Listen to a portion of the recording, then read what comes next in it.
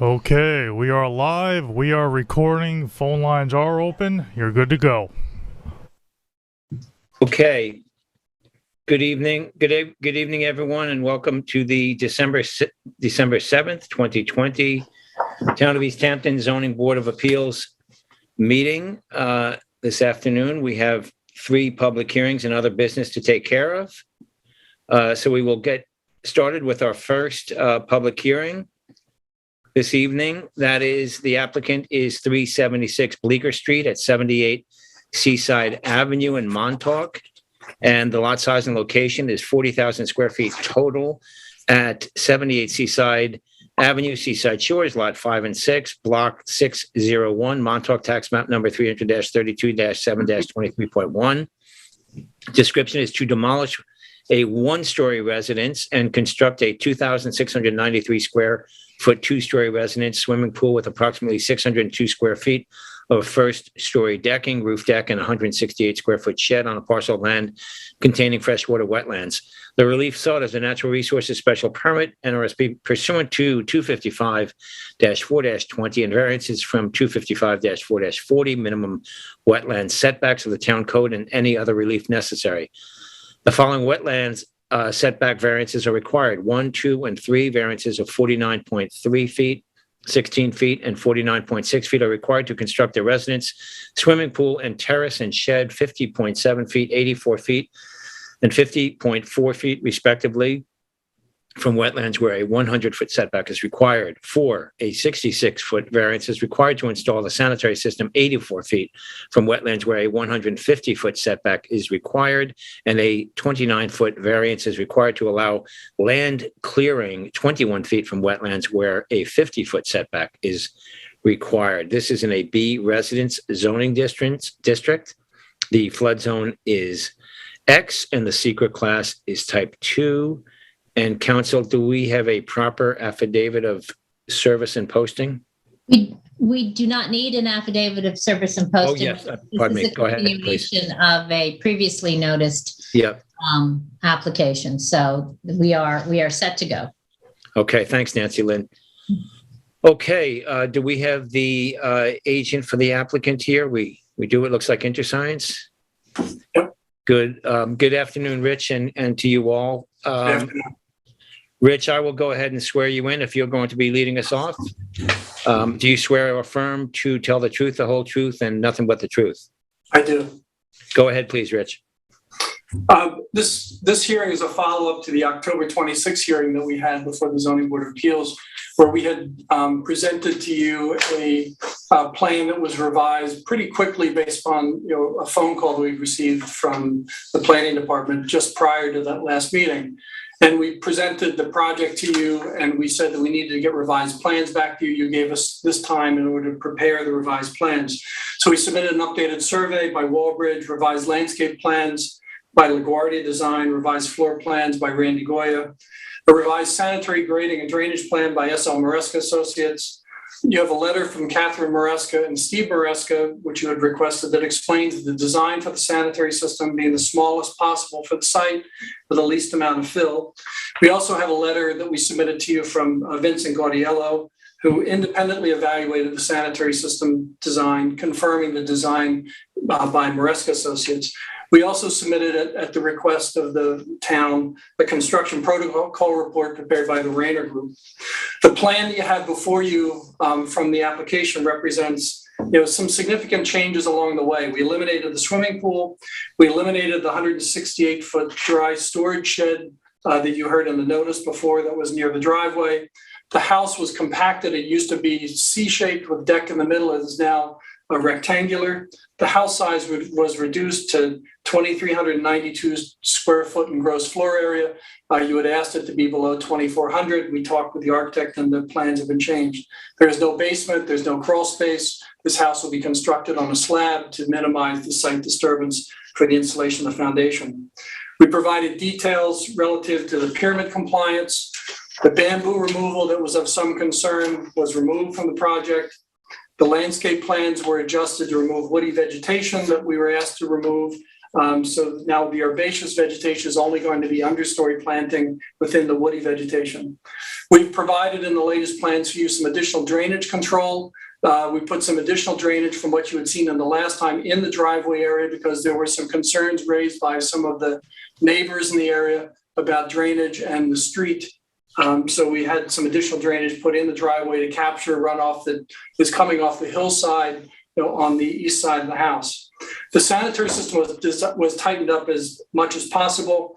The plan you have before you tonight has less fill than what you saw at the last hearing. It's now at 180 cubic yards of material that's required to install the sanitary system. The construction protocol that was recommended includes a detailed sequencing of the project construction. The existing sheds that are on the property are to be removed by hand. That's in the protocol. And importantly, because we know the concerns have been raised by this project, and I understand there were some concerns, from the public about a project down the road from this, that we included in the construction protocol a schedule for monitoring and compliance with the construction protocol, where the Rayner Group would actually be responsible for going out on a periodic scheduled basis to make sure that the contractor is following the protocol that we have before you. So we've worked really hard to try to address the concerns in this. It's taken quite a while. It's been considerable cost to the client. 2 weeks ago, I received a call from Brian Frank, who indicated that he wasn't sure he was going to be supporting this project because he felt that there was an alternative that we might be able to remove some of the fill. I immediately called the sanitary engineer, Katie Maresca, explained to her this concern, can we look at it again? And I also called up Vin Gaudiello, who had been retained to do the construction protocol, to ask him if he would step in to do a peer review of the plan to make sure that we haven't missed anything. So we have two New York State licensed engineers taking a look at this. What they did is they met, and then they also had a Zoom meeting with representatives of the health department. They had a meeting with Ed Lyons, who's the top official at the Suffolk County Department of Health Services, and also Nadia Tintero, who's one of the reviewers. You have letters from our two engineers in your file that advise the design that Maresca Associates has provided has the minimum necessary fill to meet the standards of the health department for installing a sanitary system on this property. Also included in that package are some of the alternative designs that they looked at, so at least you can see visually the expansion of the systems and how much area those require. We've done everything that we think we reasonably can do on this property. It's been 5 years, and frankly, we're getting exhausted, but the coverage on our plan is less than what's existing. The total coverage on this plan is less than what's existing. The resulting clearing on this property is less than what's existing after the restoration work. You have a sanitary system with an IA system technology. We've got drainage control on this property where none is present at the present time. We've reduced the house size through the process to get it down below 2,400 square feet. We've provided a scenic easement that was requested of us on the western side of the property. We've added construction protocol that includes, a compliance inspections. So we've done what we think we've been asked to do. We've tried to work with the town along the way to try to address all the concerns. And we believe that we've done that. We hope that you're satisfied with the submissions that we've given to you on this project. We're here to answer any questions you might have. I'm here with Mike Ciano from my office. Katie Maresca is here, and Vin Gaudiello is here. Tiffany Scarlato, I think, is to be on by phone, but I don't see her name up here, so I don't know if she was able to get in. I know she was out of town going to try to dial in. So we're here to answer any questions you have. But, again, we were asked to submit the detailed plans based upon the presentation that we made at the October 24th hearing. We've done that. We've done some minor tweaks to further refine and tighten up what we had provided to you the last time. So we're here to answer any questions.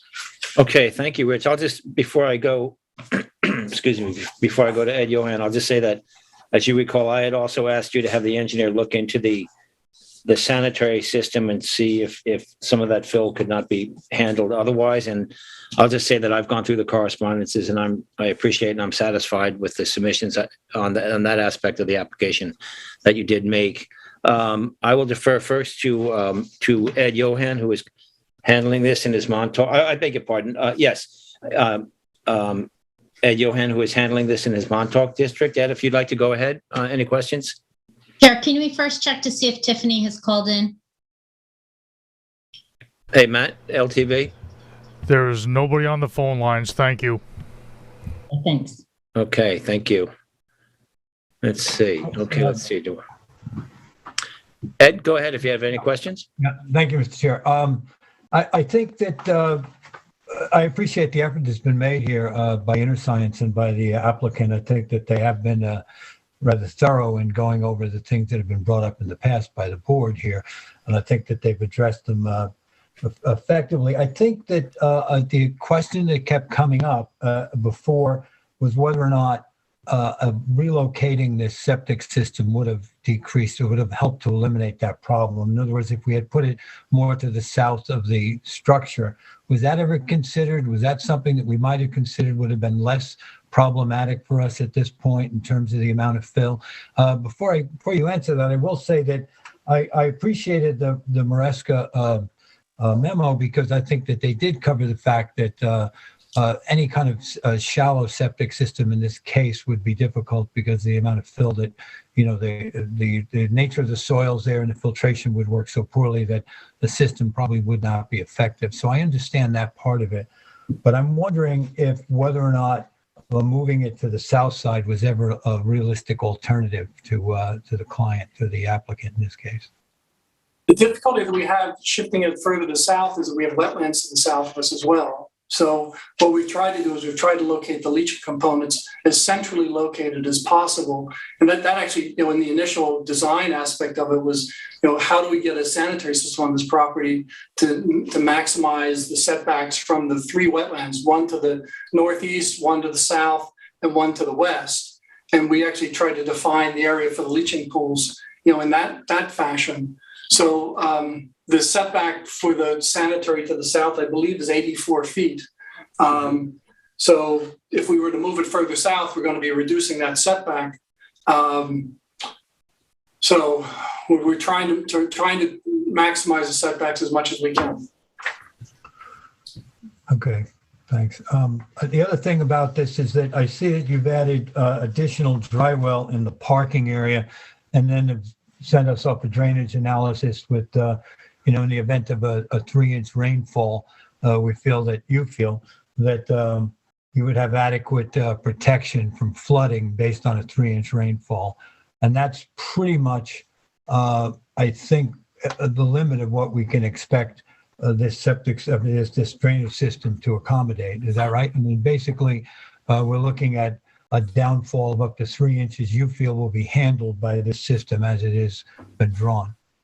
Yeah, the system was designed for a capacity of 3 inches. And we felt that it would be important to have it in the driveway, additional drainage in the driveway, as opposed to just capturing roof runoff where we have dry wells further up the hill.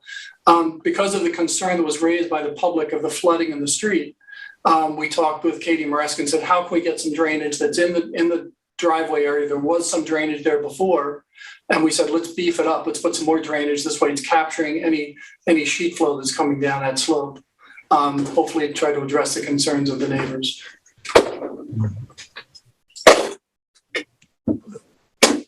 That's it for me, John. Okay, thank you, Ed. This being Montauk, I'll go to Teresa Berger. Terry, next. Any questions, Terry? Yeah, well, regarding that drainage, aside from the 3-inch for the dry well, wasn't there something else I thought I saw in the document that you're adding down closer to the roadside that would help capture additional? No, we had to abandon that because of where the existing water meter is in the water The line. top of the trench. Yeah. Yeah. Katie, I'll go ahead and swear.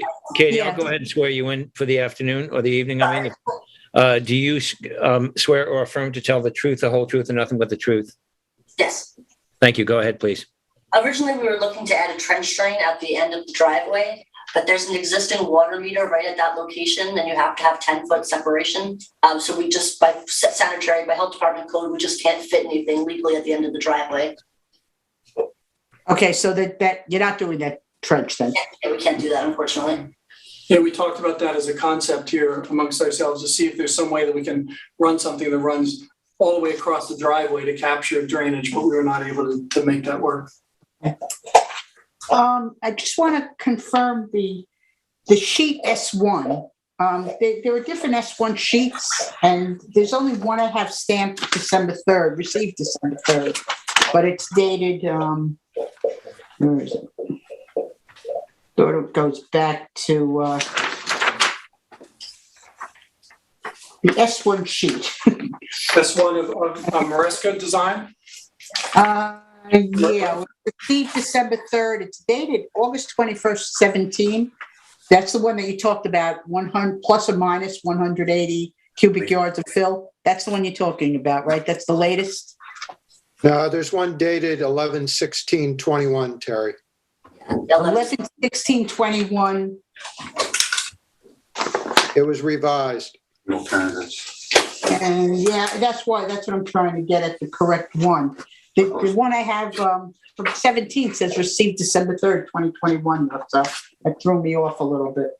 I have an 11/11/21, but that shows the fill required at 275 plus or minus yards. That was the original design. We've made changes since then to reduce the fill. Yes. Okay, so which is the latest one? The one that says 180 feet? Correct. I wonder, Frank, if I could ask you to pull that up on the screen, perhaps? Is that helpful? Want to to us make all? sure Might we're be. dealing with the latest Yeah, the most one. current. Yes. What's it, 11/16 one, Brian, if you would, please? If you could, if you have it. I can do that. Thank you.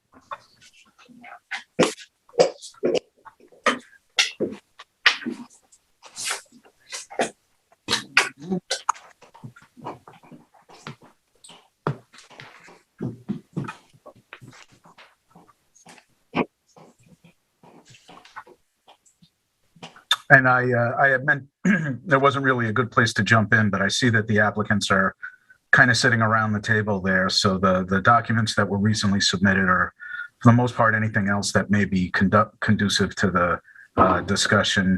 I'm happy to share my screen for items that they want to show and discuss during their presentation, as well as my own. Great. But I believe these are the most recent sanitary design plans with 180 cubic yards of fill in the That's correct. 2482. Okay. All right. And what's the date on that, Brian? The date on the bottom of that one? It's up top, Terry. You look at the top. It's 11. Brian, I'll go ahead and swear you in cases we want some comments right now. If you would, please, Brian, do you swear or affirm to tell the truth, the whole truth, and nothing but the truth? I do. Thank you. 11/16/21. Oh, okay. There it is. All right. Thank you.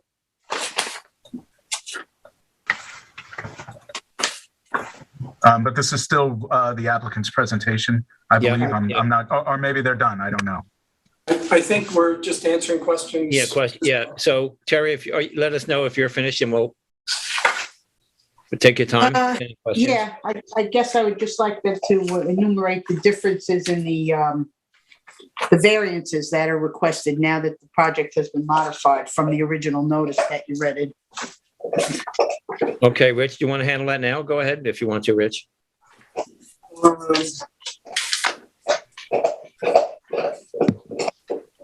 And Rich, if you want some other documents from Brian, again, let us know on the screen. I'm just trying to get over to do that. I would need to actually see the notice too. I would actually need to compare this to the notice just to be able to describe the differences, which I did not do for my notes presentation. And then you took the pool out and the shed. The pool is gone, the shed's gone, the footprint of the house is smaller, the coverage is smaller. Yeah. So, I mean, if you would like us to have a comparison, I could have one prepared and we could send it to you. You can leave the record open if that's something that's important to you. I think that would be helpful. Sure. Yeah, I think, Yeah. yeah. with yes, information. I'd like to see that. And the record will be open, the written record. Record's going to be open for a while anyway. Yeah. Okay. But yeah, that I Thanks, would Rich. like. That's it for now. Okay, thank you. Tim or Roy, any questions from either of you? I'm good, Mr. Chairman. I think my concern was asked and answered already. Thank you. Tim? No questions from me, Mr. Chairman. Okay, thank you. I must say there were some very thorough submissions here that answered any questions I had as well. So thank you. Let's go to the planning. Let's go to Brian Frank next, and then we'll see if there's anyone in the public. Brian, good afternoon. Good evening again. Good evening, Mr. Chairman, board members, everybody. I have an aerial photo of the subject property with some of the neighboring properties around it, very briefly, because we have had 2 public discussions on this application to date. The property is located at the south end of Seaside Avenue. It's near the intersection of Miller Avenue. This is an area where the lots are characterized by extensive wetlands. The wetlands on the west side of the residence are essentially contiguous to Shadmore State Park, which also contains extensive wetlands. There is, on paper anyway, a 5-foot easement that technically separates the property from state parkland. That's a pedestrian easement that runs up to the north end of Seaside Avenue that was laid out in the subdivision and, perhaps maybe for obvious reasons was never opened up. But this property is near the intersection of Miller Avenue, which is an east-west oriented street to the east of Seaside Avenue. Both streets contain extensive wetlands. And everybody who's familiar with this area knows this is an extremely hydrologically active area. There are water courses, streams throughout this area, and they're especially evident at this area of the road. These streams have been culverted and rerouted in many areas, as a result of development that predates contemporary engineering or environmental regulations. There are properties that have a very, very high water table. This is 69 Seaside Avenue, which is a little bit catty-cornered across the street. And I mention that as reference because that's a property that Mr. Guardiello became involved in after it was under construction to remediate the sanitary design that ultimately was approved and installed on that property. Miller is also the street of residency where we've had some public participation in this hearing to date. And that's why I wanted to bring this aerial up. I'm going to go back to the survey for a moment. Maybe if it satisfies the board's concerns about the setbacks, and anybody on the applicant's team is free to correct me if I misspeak. But I believe the setbacks that we're looking at right now, the closest setback for the residents is the 51.3-foot setback that's proposed to the wetland to the west. And as Rich Warren had mentioned, it shows up better on Ms. Maresca's sanitary plan, but the sanitary system leaching pool setbacks, this is the leaching pool that's proposed to be installed. This is an expansion pool that's required to be, it's a design criteria to show that a sanitary system can be expanded by 50%. It doesn't mean that the expansion pool is going to be installed. Many of them never are, but it is a design criteria. And when we get to the Maresca plan, I think you'll see, if I'm not mistaken, the setbacks are 82 feet from the wetland to the west and 84 feet to the wetland to the southeast. And we'll see if I'm right when we move on to that. This is the driveway design with the dry wells, and I believe these are additional drainage structures to capture some of the runoff from the new driveway. There is, this is the location of the existing driveway, and this area is, as has been discussed at length, a flood-prone area. I do think the revisions to this application are significant and an improvement. It's the planning department's opinion, though, that this project has worked back from a very ambitious plan probably more than is, well, in the planning department's opinion anyway, more than is suitable to the constraints of the property. And that does explain to an extent the number and the volume of revisions associated with it. But to speak to where we are right now, the composition of the revegetation plan is acceptable both in species and distribution. The incorporation or the agreement on the part of the applicant for a scenic easement that would cover the western portion of the wetlands, and I think it's 10 feet setback from the nearest structure, adds a layer of protection to the wetlands that have the greatest contiguity to protected open space. Obviously the wetlands to the east are fragmented by the presence of Seaside Avenue. That doesn't mean that they're not important, that they're not significant for habitat or water quality, but their fragmentation does make them a little harder to conserve than the wetlands to the west, and the incorporation of a scenic easement helps to facilitate that. Sorry about that. I can show you the revised drawings if you want, the architectural plans. The residence has increased the separation from the pyramid height restriction. As you remember, the earlier designs were pretty much right up to the line. There is a little greater separation now. Expanding the capacity of the dry well, a 2-inch rainfall is a pretty substantial event, and obviously, a 3-inch rainfall is even more significant. That's commendable. The soils throughout these properties are poorly drained. There's a lot of silt, there's a lot of clay, there's a lot of horizontal groundwater movement. It's hard to quantify just how much better added drainage does. Certainly, it's adequate to capture the runoff from the roof and the parking area that's proposed. I don't know that there's much that you can do about the length of the driveway if there are limitations in capturing runoff more towards its intersection with Seaside. This is the water meter on the survey and the water line that proposed to provide service to the house that Ms. Maresca spoke about early. And I think the remaining concern, the only remaining concern, is the volume of fill that's associated with the sanitary system. It does remain unprecedented. It is going to raise the grade in this area by 4 vertical feet. I don't know that these dry wells are going to capture the runoff from that slope.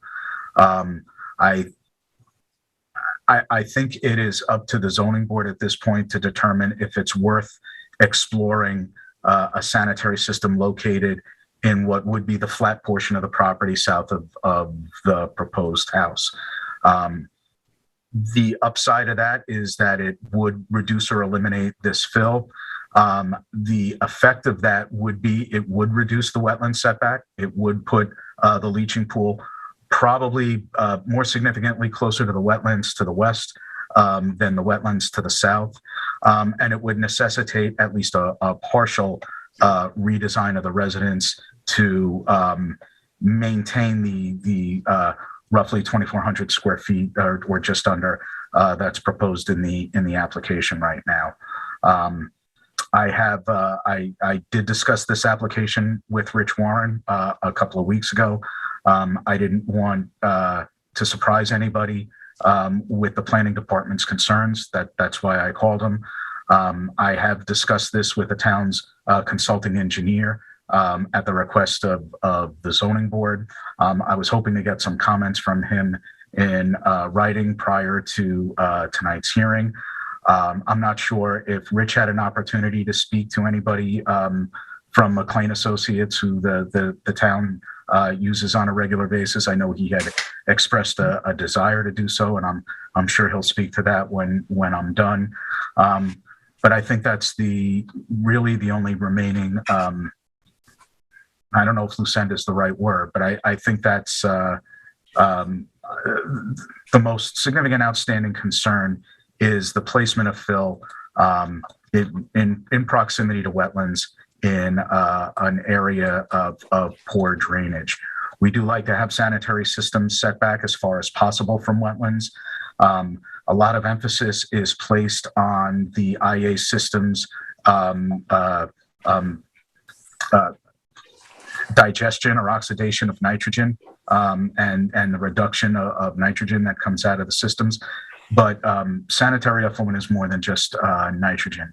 And there is a reason to maximize wetland setbacks. They're not magic just because we're getting nitrogen down below 19 or 10 or less milligrams per liter. So I wish I could give you a more firm guideline. There are trade-offs to both. It is unfortunate that the fill can't be eliminated here. I don't doubt. I don't think Ms. Maresca's design capabilities were ever in question. The location of the sanitary system on the face of this hillside west of the existing house is what drives the need for fill in this area.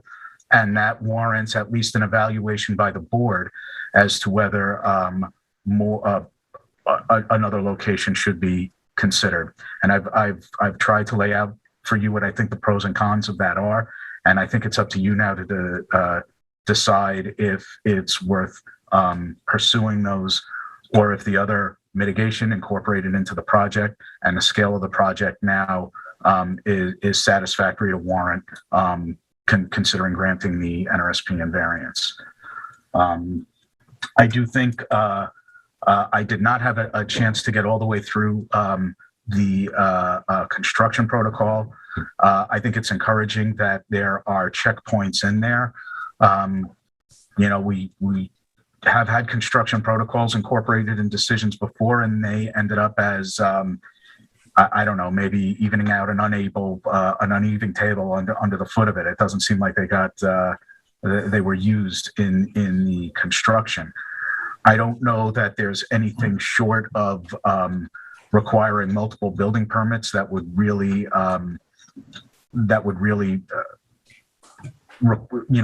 compel compliance with a construction protocol. That would be a little bit extreme, and we can see if Rayner serving as a monitor on this construction job would show that that type of step is not necessary. Beyond that, I'll bring up any other plans that the board members want to. I should bring up the sanitary plan. I'm sorry, because just because it has been such an area of focus in this application, and this is page 1 of 2. I think it's arguably the most important. But if there's anything else, obviously, that the board wants to see, please ask, or the applicant, if there's something that they want on the screen from their most recent submission while they address the board. I'm happy to do that. Okay, thank you very much, Brian. Let's go back. Just before we move on to the public, I think we should go back and have Rich Warren and maybe Katie Maresca address this, or Vincent Gaudiello. Rich, if you'd like to start that off, and the response to. One of the things that Brian said is with sanitary systems and wetlands, it's important to kind of maximize the setback. And this drawing, pretty much tells the story. We're 86 feet away from the wetlands on the west side, and we're 84 feet away from the wetlands to the south. We're 106 feet away from the wetlands to the north. But, if we would try to move further to the north of this, you're going to get closer to those other wetlands. So what we tried to do is we tried as best we could to find that central spot. And if we pushed it further north, we're actually more into the slope that is of some concern. So we tried to find as tight of an area as we could, as far south as we could, that balanced the wetland setbacks from the west and the southeast.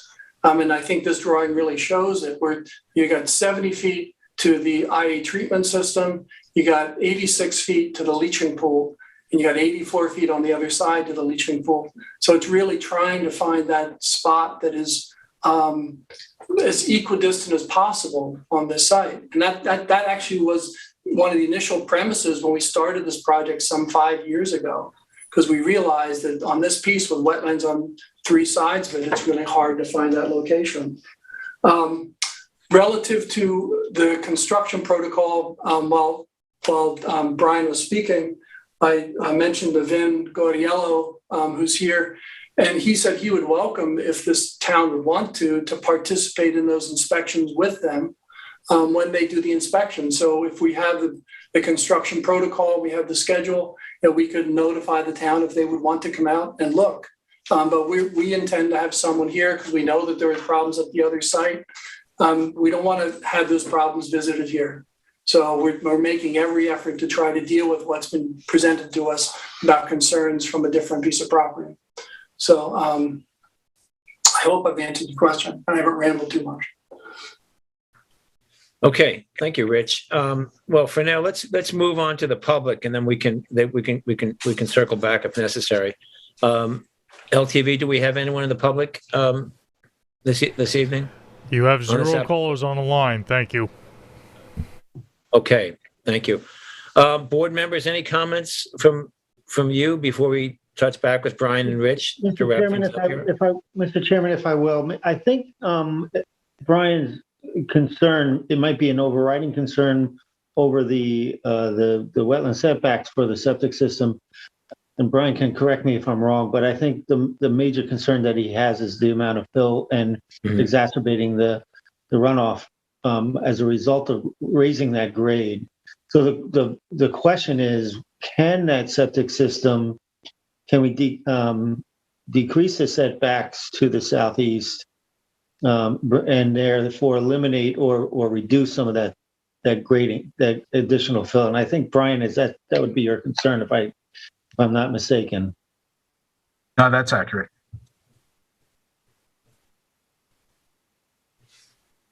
So just give us a minute.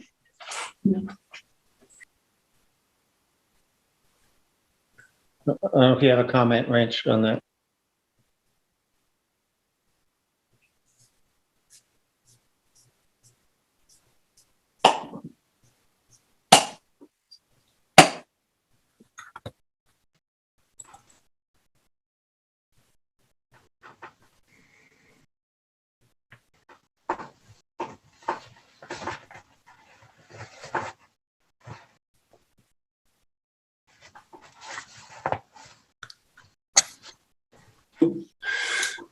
So I'm gonna let these guys talk, but when we did this, as I mentioned before, now more times than I probably should, we tried to find the central spot for sanitary, knowing that sanitary setbacks have always been important on the part of the zoning board of appeals, and that's why we're showing where we are. If the expansion pool were shifted to the south, and I'll let them talk since they're the engineers, the fill could be reduced, but that setback is going to get less. It's going to get, significantly less to the wetlands to the south. And that's a question, from a balancing point of view of where this zoning board of appeals wants to go. We've always felt that you've tried with the leaching pool systems that leach to try to maximize that setback. So that's been kind of one of the overarching parts of this project, but I'll let Vin or Katie speak. There is potential to kind of shift that expansion pool, I would say, further south between the leaching pool and the driveway. Yes, it would eliminate some fill. I can't speak to how much yet, maybe 30 cubic yards, but I would significantly reduce the setback to the wetlands. And then there's always a question of, Brian Frank said, is that expansion going to be installed or not? We won't know that until we receive the permit and they'll stamp it saying whether the expansion has to be installed.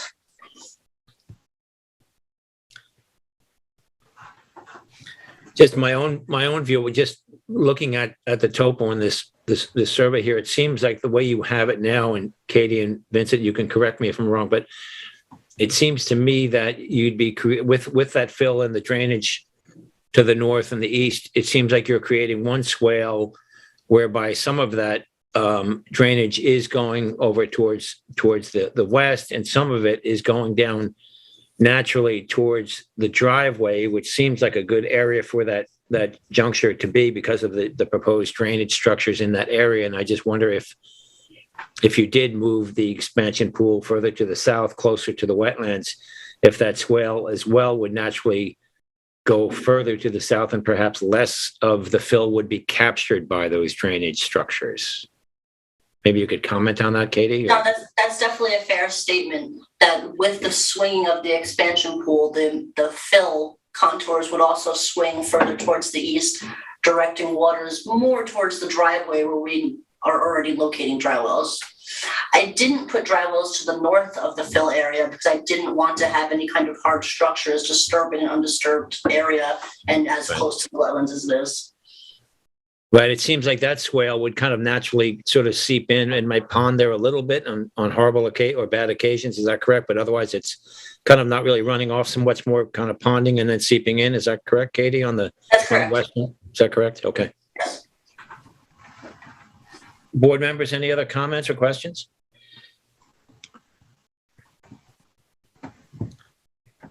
Or Brian, Frank, anything, Brian, you'd like to add? No, Mr. Chairman. Okay, well then I guess we're wrapped up here. If there are no other comments, Ed, if you'd like to close us out, please. Yes, thank you, Mr. Chairman.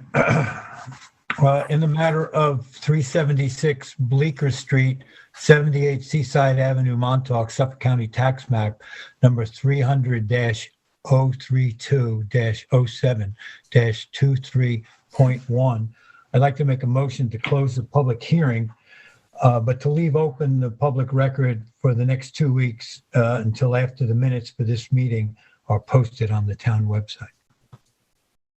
Actually, Ed, it's Second not- that. wait, no, stop, Hold on. please. Yep. That's not the right motion, because it's not 2 weeks after the minutes post. The minutes will post when they're accepted at the next meeting. It's Okay. 2 weeks after the transcript post. Okay, I'm correct. But to And leave during the that, public- Go ahead. during that time, we have to submit to you the comparison of the notice to what we have proposed. which we'll Correct, get if you to the please. next week.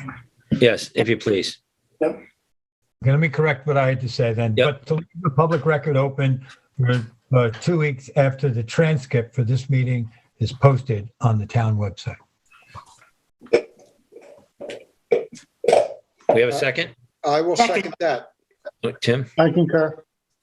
Can Terry? you hear me? I Yep. can. I'll concur.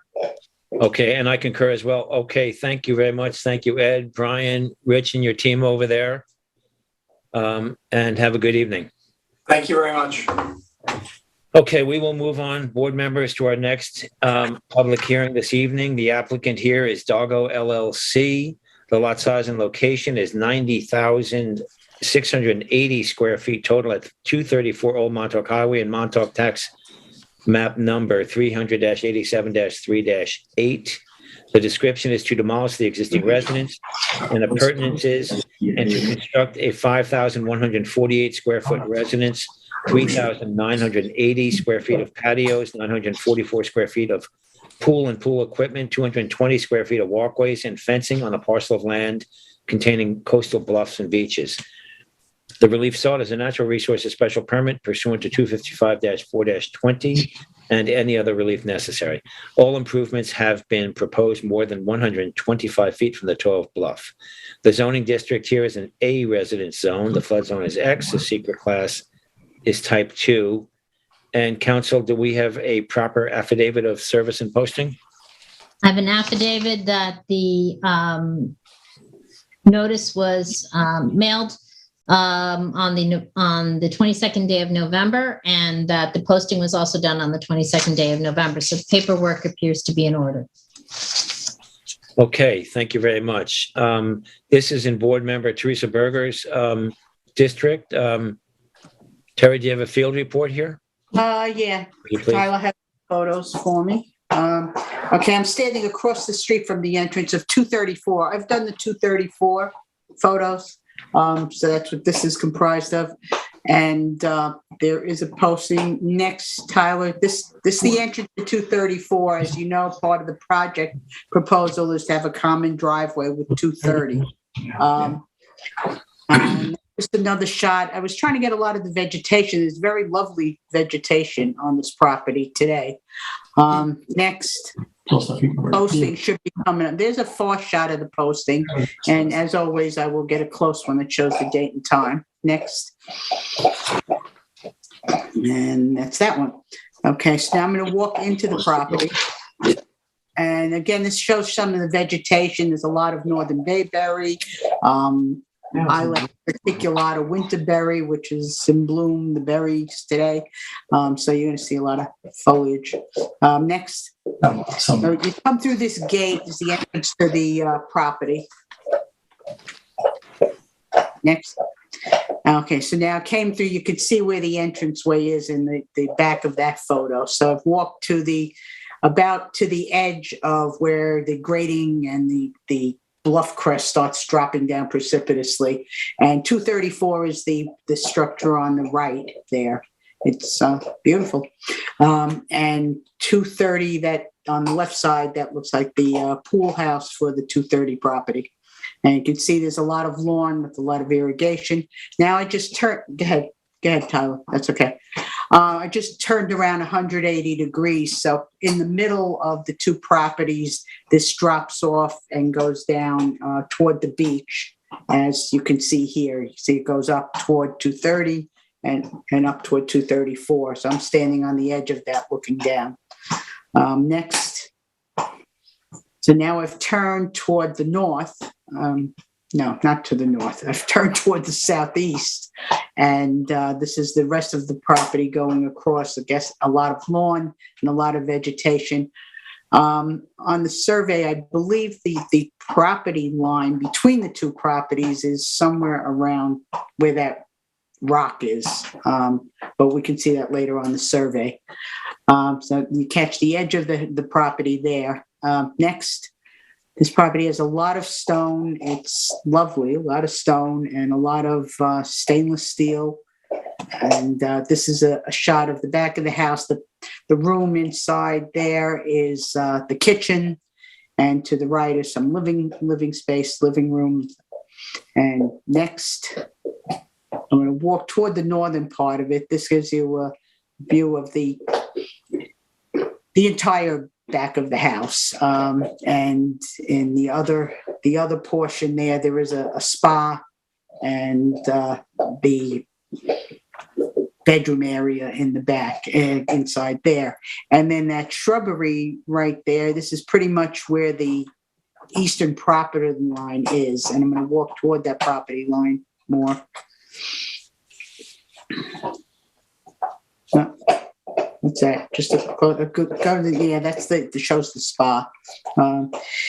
Now I went toward the property line and then there is a fence down in there. If you look carefully, you can see a post, the metal post with what looks like deer fencing in there. And again, a lot of nice native vegetation. Next. Now this is on the eastern, what I believe is the property line, pretty much. There is a gate there. It looks like it's gone into disuse since there's, on the other side, there is a shrubbery that's on the other side of the gate. So I don't know how somebody probably hasn't used it in a long time. And again, you can see some of the posts for some of the fencing that runs down from there, down and then across. Next. Okay, that's another shot to try to get a better picture of the fencing. Next. And now I was trying to get the second, again, the elevation of this one. This is a one-story structure, and to give you a better idea of what it looks like on the eastern property line. Again, there was shrubbery there in that area. And next, I'm trying to there is a house next door that was not that easy to capture. Right now, this is a shot looking west at the other property of 230 from this end of the 234 property. Next. And It's another shot of a lot of the vegetation that runs down from the edge of the lawn that goes across in front of 234. Next. Looks like a repeat. Next. Okay, there. Oh, I was trying to get the house next door. You can see the chimney on the property, the nearest neighbor that's affected with this project. And you can see the shrubbery and the property line. It's pretty close. Again, next. Now walk to the back of the house, which is actually toward the Old Montauk to the north and the Old Montauk Highway. Again, we have some nice winterberry that's in bloom. And I'm going to go across the back there. And this is a shot from the north to the south of the living space that we saw from the other direction. And there, next. Oh, okay, that was a shot I took today. I had to go back today to take a few more shots because my camera ran out of memory. So next, this is showing construction vehicles up the road. That was looking east on the Old Montauk Highway. Now here's a couple of staircases that go down pretty deep. I think there's a substantial unfinished basement. There's no access into the house from there. There is a door, but looks like going to unfinished space, probably mechanicals. And again, this is a shot just toward the eastern property line beyond the house, but on the northern side. Next. Okay, that was another shot I got from back there to get another perspective of the neighbor's house to the east. So you can see another portion of that. And then next, I think, okay, that just shows some other parts of the back of the structure as it exists today with the walls and again, a lot of vegetation near the property line. Next. Okay, so this one I actually took from the 230 property, which gives a nice panoramic view of the best view, actually, of the neighboring house that's right there. Again, you can see some construction work going on in the distance, and then another house that's down toward the beach at 242. And I think is that the last one, Tyler? Yeah. Okay, thank you, Terry. Board members, any questions on the field report? Okay, so let's go to the applicant or the applicant's agent, Joel Halsey. Is Joel here, I believe? Yes, I'm here. Andy Hammer, Jim Kim. Good afternoon, Jim Mr. Grimes. Chairman, members of the board. I thought, looking at Terry's photo and her field inspection, that it would probably make sense if we could also open the hearing for the adjacent property, that is the next hearing. These properties are literally contiguous. I think it would make sense to consider this under one hearing, particularly in light of some of the photographs that were raised. You can see the proximity of the improvements, and I think it would make for a more comprehensive and perhaps thorough discussion of both projects, if your council will allow it. Andy, the only problem that we have is that since they are different ownership and they are separate applications, the board has to consider each one individually. So if we don't have a full record on each of them, so I think that there certainly can be discussions about, you can obviously talk about the other one as well, but we do have to actually have a record for each application that can stand alone, so that if there's an issue, not only applicants do Article 78, sometimes the community does. And so we have to make sure we have a record should there be a challenge to, and obviously if you acquiesce to it, that's fine for protecting your client's rights, but if the public were to have an issue with it. So I just need to make sure that we have records for each, and there's no problem saying, as we said before, and reference the earlier one when you do the second one, but I think we do still need to have separate records. Okay, and for the record, I can obviously represent that there is commonality of ownership interest between this and the adjacent property, and I would have no problem and would move that the board include the record of this proceeding in the adjacent properties proceeding. Basically, I don't want to have to rehash, and most of the issues that we're going to be discussing here, I think, relate to both of them taken as a whole.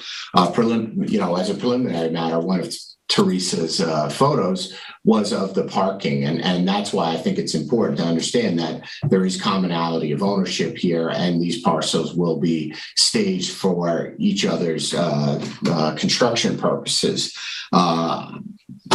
As you know, I'm Richard A. Hammer. I'm here from Beyond Own Hammer. I have Joel with me. I also have Jim Grimes and his daughter, and Jim Kim are here in this meeting room. We also have a bunch of people who are on the line. We have Blake and Chris who are with Architectural Information. They're online. I think Rob McKinley's office called in as well. He's one of the designers, and we also have LaGuardia Architects are on the call as well. So we have pretty much everybody who could answer any question you might feel that you'd like to ask. I think that we have an enormous amount of local experience and knowledge on this project that I encourage the board to ask any questions that you have. As you know, these projects on Old Montauk Highway are both unique and they can be intense. And I think the success that this builder and this team have had over the years managing and producing these projects lends a lot of credibility of the intent of the applicant here. We want to pursue this project correctly and do it correctly the first time. There's also a lot of institutional knowledge on these specific properties. My office actually handled the permitting for the Levy-Hinty properties, which are the existing houses. They were approved by the board in 2001. For purposes of these separate hearings, I do think, as I said, I would like to consolidate the records, as most of the issues, questions, facts are only complete when you consider both of them as a whole. For one, the projects are contiguous. They share a common driveway and are designed to provide staging areas for administration and construction in a combined fashion. So in one way, we're slightly more advantaged than the recent zoning board applications along the old highway that did not have this commonality and this common benefit.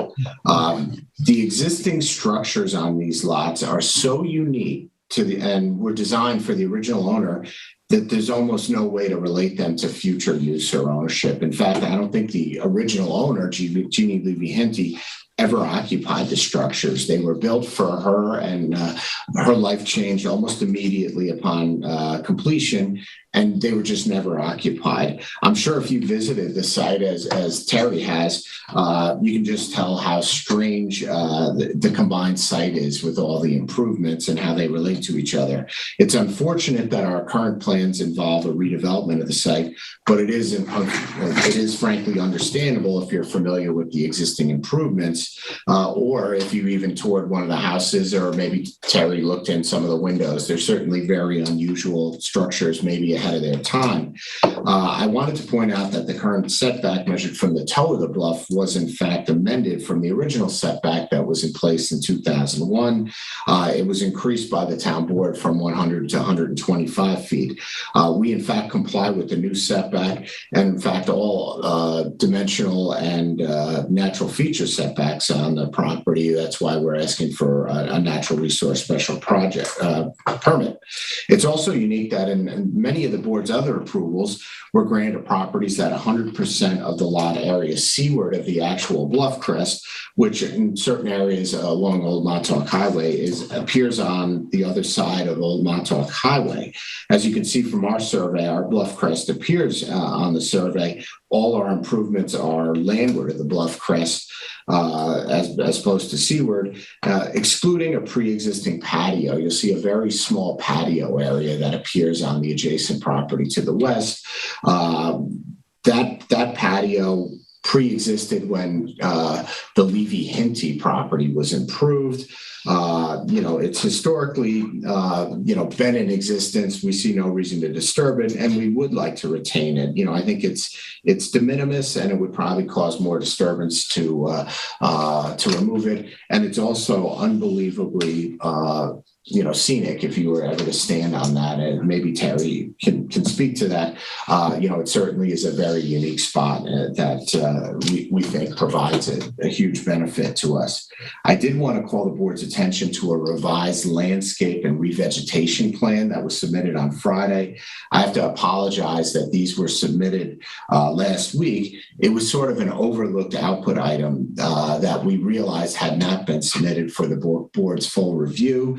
They were developed previously, and we expected that this would demonstrate to the board that this was intended to be a revegetation and mitigation factor, restoring the properties to a more natural appearance with a woody shrub and maritime grassland habitat.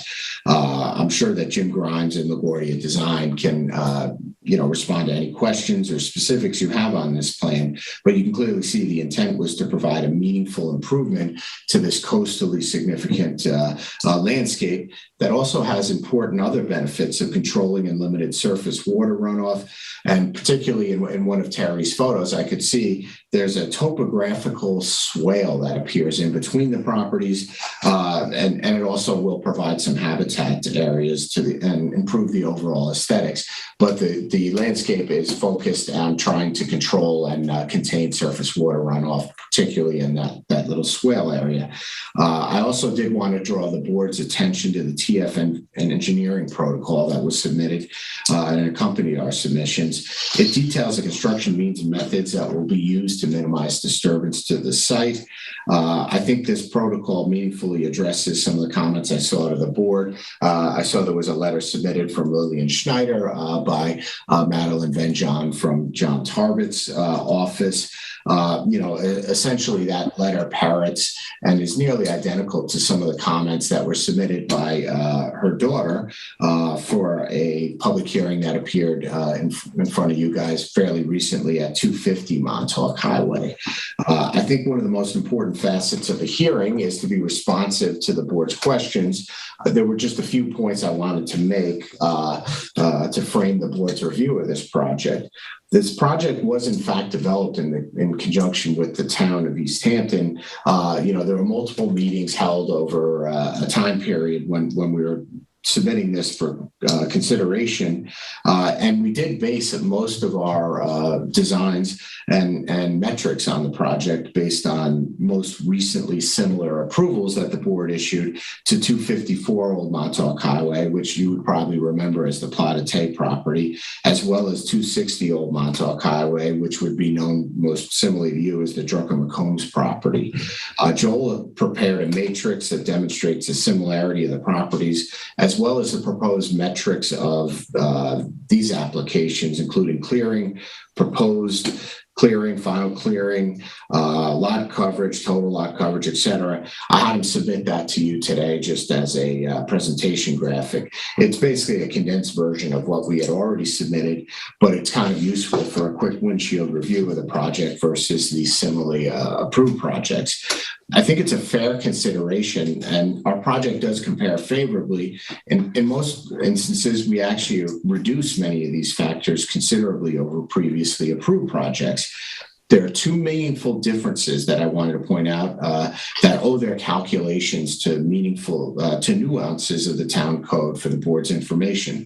One of these is the building coverage. If you look at the designs for both 230 and 234, one of the key architectural elements included are overhangs that extend off the finished structure. These overhangs are used for passive solar, encouraging shade as well as aesthetics. Under our town code, they count towards building coverage if they extend more than 24 inches from the structure. In our case, these extra lot coverage from overhangs that have no footprint on the ground and do not increase the gross floor area by a single square foot account for 1,567 square feet on the 230 Old Montauk Highway and 1,071 square feet of 234 Old Montauk Highway. In fact, if they were decks, they would be similar in function but have no building coverage. They would be, but as overhangs, they're going to be included within our drainage calculations that we can account for and reduce any surface water runoff from them. As they do count, in this case, in a manner that I think is beneficial. If you account for this change to the town, required by the town code, it would considerably reduce our building coverage numbers to well below numbers approved on 254 and 260 for 230, and to a number that is entirely comparable for 234 to the approved projects. One other nuance that exists on 234 is an underground garage structure. This number below grade structure also factors into our lot coverage numbers, even though it has no roof surface. As a matter of fact, the roof of it is a vegetated surface, and we will provide drainage over it. It's not really even a visible component of the design, but it provides, in some respects, an artificial inflation of the numbers. If you were to reduce the 1,223 square feet of below grade coverage from the numbers, both 230 and 234 proposed lot coverage numbers well below those approved on 240 and 260 Old Montauk Highway for consideration. Both of these.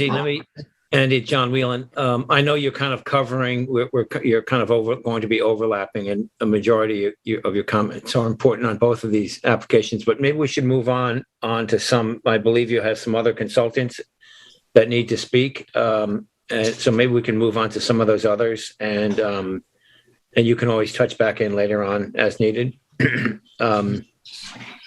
Unless you just quickly had something you really quickly want to wrap up, but I think you've kind of used up your 10 minutes. Okay, well, and essentially at this point, I would just say that I would open to your comments in terms of which consultant or which design you would want to hear from. Basically, we're trying to be responsive to your needs. I think our written record supports most of what I've already said. I just wanted to bring those points to the fore so that you could then, hone in on specific examples that I can have the correct. I appreciate that. I think, again, they're very thorough submissions, which certainly answer a lot of questions. But let's go to Teresa Berger, now board member. She is handling this application, and let her start off with perhaps some questions or concerns. Terry? Yeah, well, first of all, I would like to, we have to review these applications separately. I know these others previously approved. I really would like to limit the discussion to the current applications so that we can, review them separately. Well, this property right now does not have a swimming pool, and it is proposed to have a swimming pool. And I know it meets all setback requirements, but in the TAM that Mike Delalio, the planning department, originally did, he does have a concern about allowing some of the property, even though it does comply, to be built and the structures going closer to the bluff crest. And I'd like the applicant to discuss the need for that, or if there's something they could move back. Also I'm concerned, it's a beautiful house. It's got incredible stone. I know we got the construction protocol and that was pretty thorough. But as far as a natural resource permit, I'm concerned actually, number one, the size on 234 Doggo LLC, the coverage is increasing, it's doubling. It's, currently 6,259 and is 12,809 proposed. So I think that's a large increase.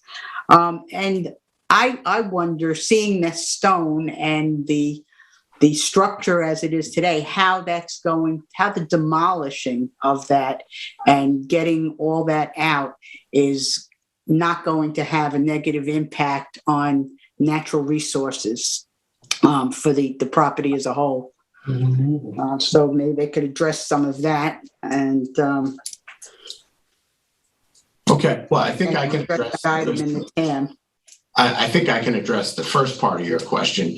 It's very difficult, as Wayne Gretzky used to say, it's really difficult being Wayne Gretzky because I always get compared to Wayne Gretzky. In this particular instance, you have a house that was built in a particular location at a particular elevation that didn't include, it was not designed to be replicated in the future. To say, well, you shouldn't be more seaward than the existing residents, I think is an unfair comparison. There were a lot of things that were done on that existing house that I wouldn't say would be parroted by any other developer. It was done as a unique project. It included a swimming pool on the adjacent property. That's awkward, I would say, if you've ever been to the site.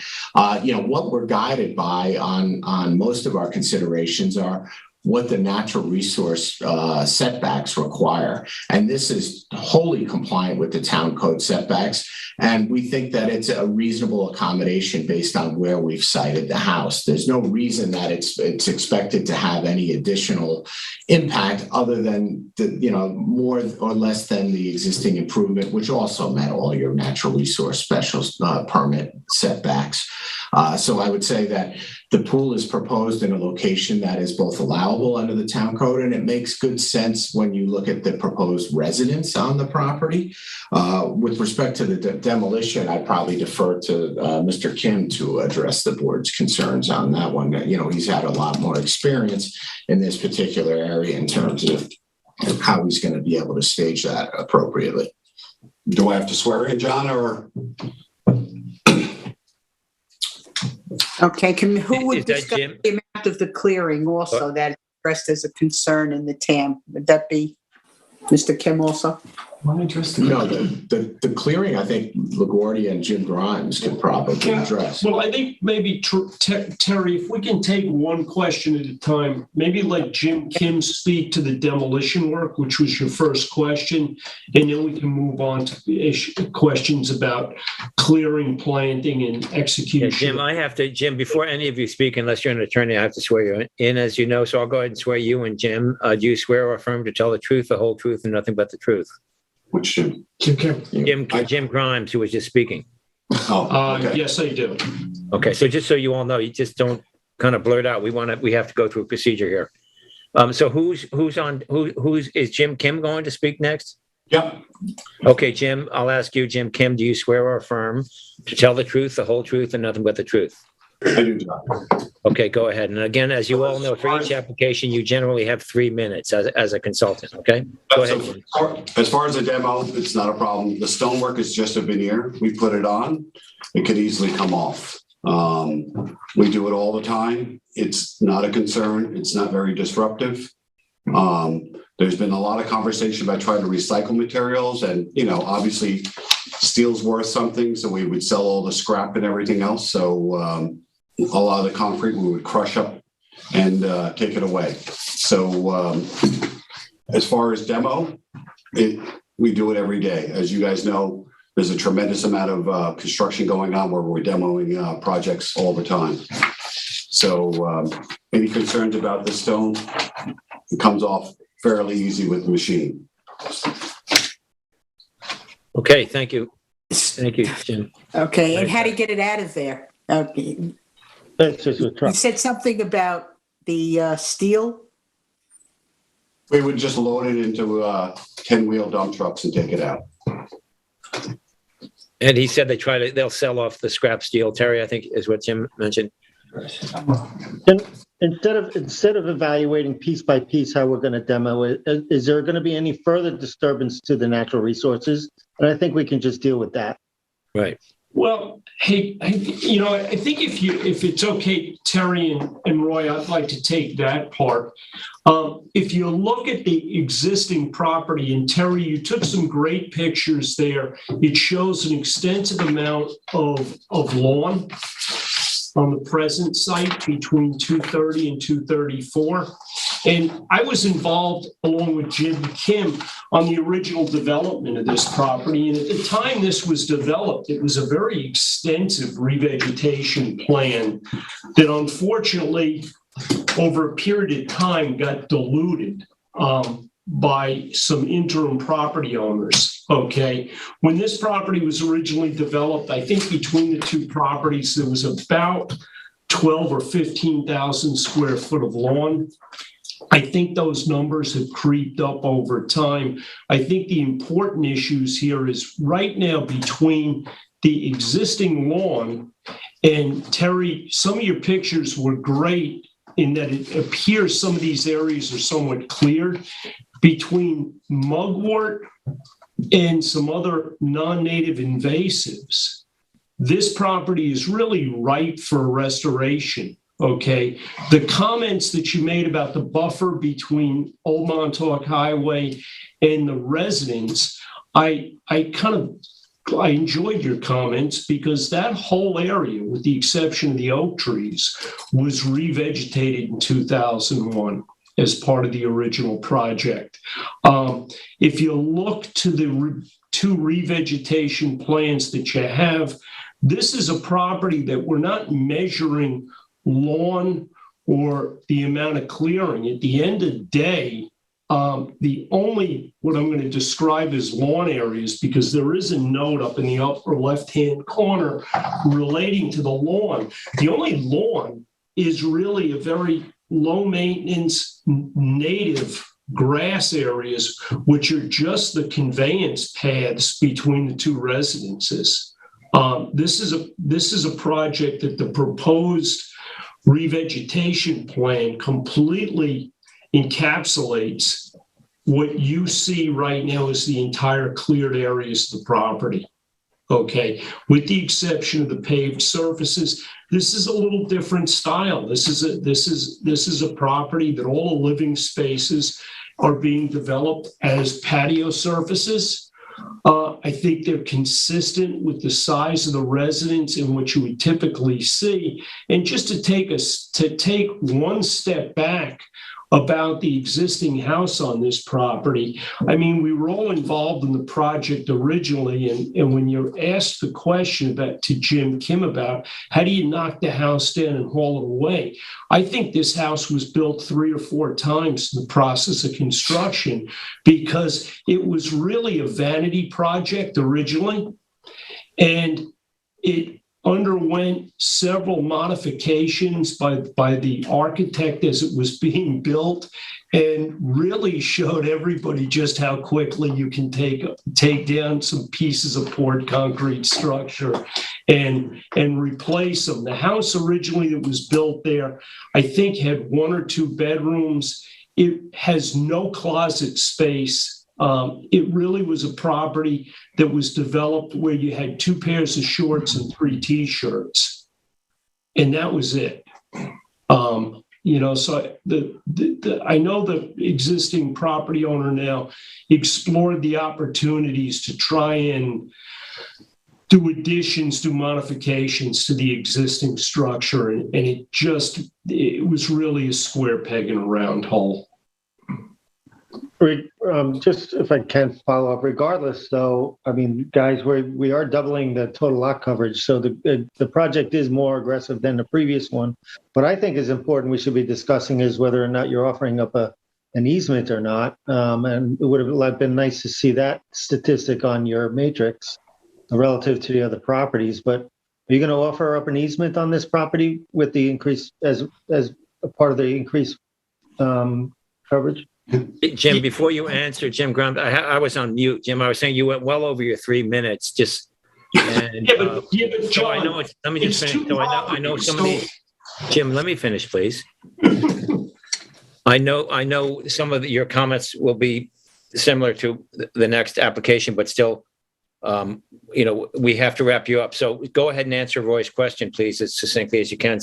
We have other people who wish to speak. Go ahead. Yeah, and in terms of the easement, yes, I think that would be a sufficient one of the mitigation factors that we would certainly agree to, with the caveat that we would like the easement to either exclude the patio on the adjacent property or provide for its continued existence with the modest amount of clearing that's needed to access it. But I think that mitigation measure, when spread across both properties, is of significant benefit to the town, and it would go up to the 125-foot required setback under today's code.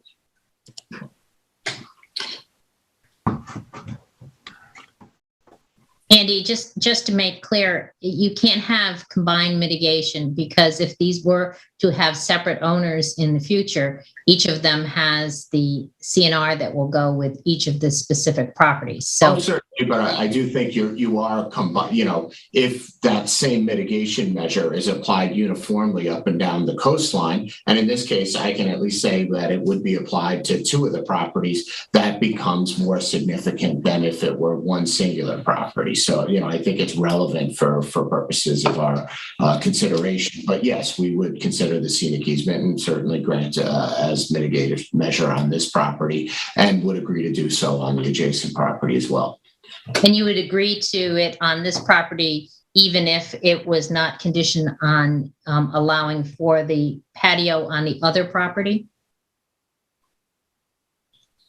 So, yeah, I mean, well, it's certainly something we would take. Yeah, I think that's a fair statement. Okay, I just need the record clear because you're offering something, you're asking for something on the other property. But we can't do it on this one. So I just want to make sure that's clear. Okay, thank you. Absolutely. And I do believe Joel would like to be sworn in and address one particular concern of that Terry had raised. Okay, Joel, do you swear or affirm to tell the truth, the whole truth, and nothing but the truth? I do. And I remember Berger had raised the issue within the town regarding clearing, and it's one of the more significant concerns of the planning department is the amount of clearing and installation of patios on the seaward side along the property lines between the two properties.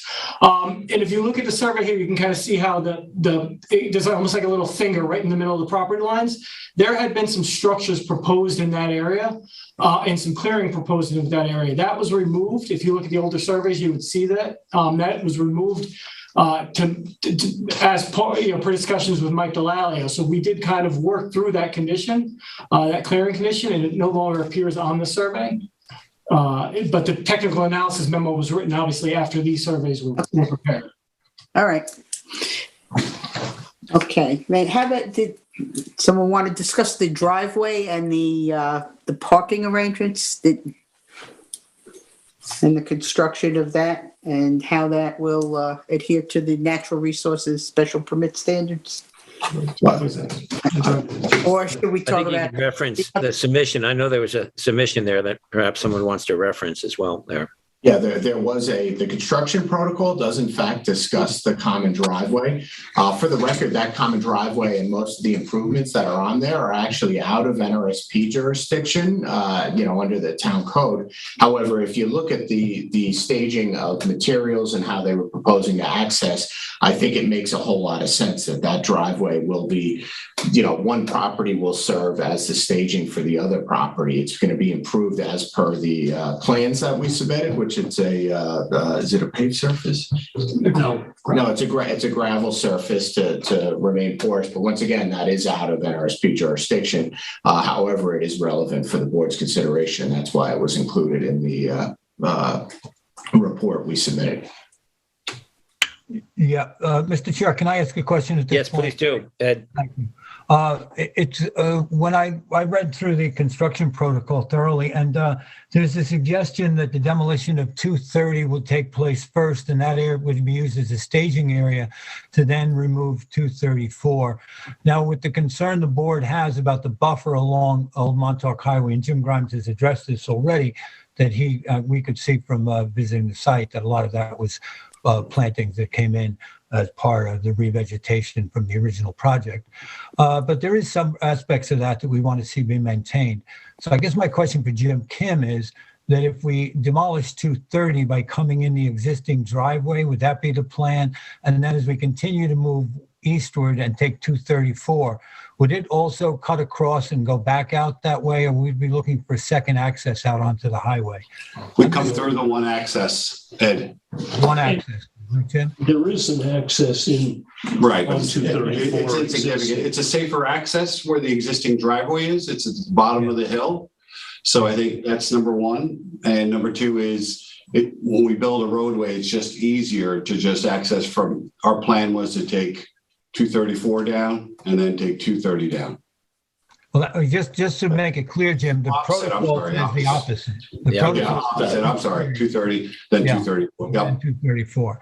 So Yep. just to be clear, that what would happen then is that we'd see 230 down, that site be repaired to make it manageable for staging area, and also removal of 230. That's how you're That's correct. proposing this according to the protocol. Is that correct? Yeah. That's correct, Ed. Okay. I'd like to ask make an additional comment to at this time. Most of what I was concerned was reading through the construction protocol, because I do think these are sites that are going to take some attention here because of where they're located, the old highway and that. And I see that you have a very ambitious parking proposal in here, that you're going to be bringing people in from parking over at the state land. You'll get permits for that. You've proposed it in a way in which it's clear for us to understand what you hope to do. I think that the photo, and I'm going to have one when we discuss the other property, that Terry showed of cars being parked up the road, not very far away, up at 254. We see the kind of congestion that causes. I think that very ambitious parking proposal, we both know how difficult that is to do. And I guess that is something that would be seen favorably by us. I just wonder how realistic you think that is, Jim, for getting people to park both in Wainscott and down the road and come and go. We did that at 184, Ed. I worked out, it's perfectly legal. I approached Tom Dess, state, at the state. We bought Empire passes, and we parked in this parking lot over there on the down toward Hither Hill State Park. Tom was fine with it. In fact, it's, I don't know, we bought 20 passes every year. So we parked cars there, and whatever we could fit on site, we used the bigger equipment was on site. And we have 2 cargo vans here at our office, and we cart people back and forth on these projects. Yeah. And then just one last thing, in terms of protecting that buffer, which was of great concern to both Member Berger and myself when we were over there, you would then build the house on 234 before you build on 230 to use that area as the staging area throughout? That's correct. Yeah. Okay, thanks. I see that there's also this notion of wall shoring along, I guess is that the northeast corner, Jim? You're concerned about shoring up between the highway and 234 during construction, getting something. So what exists already, Ed, is when we did the houses originally, there exists Chesterfield installed pile sheeting there that we cut off below grade. We're looking to expose all of that. It goes pretty far back, exposing all of that, and you try to reuse a lot of it. But when you look at the slope, it's probably down 2 feet because you don't really pull the pile sheeting out. You just cut it, not even 2 feet, probably a foot down. Yeah. So we cut it off. So our thought is to try to reuse as much of it as possible. Okay, thanks, Jim. Okay. Owns the property next door. Thank you. Board members, any other questions for the team? Okay, let's go to the planning department now. I believe we have Tyler. Is that correct, Tyler? Yes, Tyler Borsak for the planning department. Good evening, Tyler. I will swear you in, if you please. Do you swear or affirm to tell the truth, the whole truth, and nothing but the truth? I do. Thank you. Go ahead, please. So I'm covering this application for Mike Delalio. Hopefully I won't be going over anything that has been addressed or that's been fixed since the assessment was written. I believe that I should be good on that, but I apologize if I mix anything up on that front. But that said, a lot of what's going to be said about this application will be the same for the property next door. So we'll see when we get to that point, but it may just be a reiteration of what we have to say about this property. They're both very similar in that regard. The subject property is located on the ocean front within Hither Hills section of Montauk on Old Montauk Highway. This area is the only location in town where coastal setbacks and the lot areas are measured from the base or the toe of the bluff instead of the bluff's crest or the barrier dune. The unique setback and NRSP jurisdictional parameters within this area are attributed to the presence of a steep and predominantly vegetated bluff rising immediately from the base of the ocean beach. Undisturbed land within the shoreline section is frequently steeply sloped and the bluff face often has an indistinct crest located close to or beyond Old Montauk Highway. Barrier dunes located seaward of the coastal bluff crest along the shoreline tend to be ephemeral, low elevation primary dunes that become reduced in size or eliminated in conjunction with severe storms. The subject parcel and the neighboring parcel contain a meandering bluff crest, allowing for much of the improvements to be located landward of the crest, which is somewhat unique in this area. Though there are no setbacks for the bluff crest in this area, the board should still discuss the level of development and clearing on these lots and their proximity to the bluff crest. Any construction within 100 feet of the bluff crest still requires a natural resource special permit, even though there's no setbacks taken from the crest itself. Though this area of town is relatively stable compared to more dynamic coastlines, coastal development is still inherently a precarious thing to undertake. Overall, the board should discuss if redevelopment of coastal properties should allow structures to be closer to the bluff crest regardless of compliance with code required setbacks. The current redevelopment of the eastern parcel includes an increase in both coverage and total coverage compared to the existing. The majority of the clearing and coverage is related to the proposed driveway located north of the residence, some of which is located outside of the 100-foot top of bluff NRSP jurisdiction. It is also worth comparing this project with the recently approved applications at 254 and 260 Old Montauk Highway. This information is included in a table in the assessment. I'm not going to go over that, but just know that it's in there. It's helpful to both compare those projects to these projects since they are so close to one another, and also to compare to notice the trend of development in the area in general. Both of those projects that were recently approved by the board contain significant easements over the bluff face. Similar easements could be considered for this redevelopment if discussed for approval. In the assessment, we suggested an easement from 125 feet from the base or the toe of the bluff, which would be the red line here approximately. That would be essentially where easements would take place. I think Plotite was 190 feet seaward from the northern limits, and that line was approximately this same area. I think the 190-foot line would probably cut this patio a little bit. So the 120-foot from toe of bluff is probably a more realistic number to take into consideration for these two projects. The redevelopment of this lot and the neighboring parcel includes significant clearing, which could be condensed, allowing more established mature vegetation to remain north of the existing clearing limits.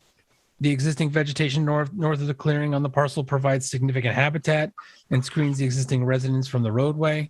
The area is also significantly sloped, and the proposed driveway will be cut into the existing topography.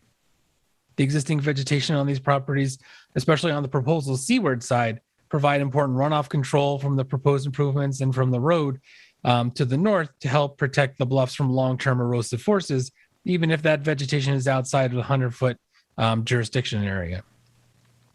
The assessment also mentions clearing and patio areas, which Joel mentioned have been removed. So a lot of that is no longer a concern.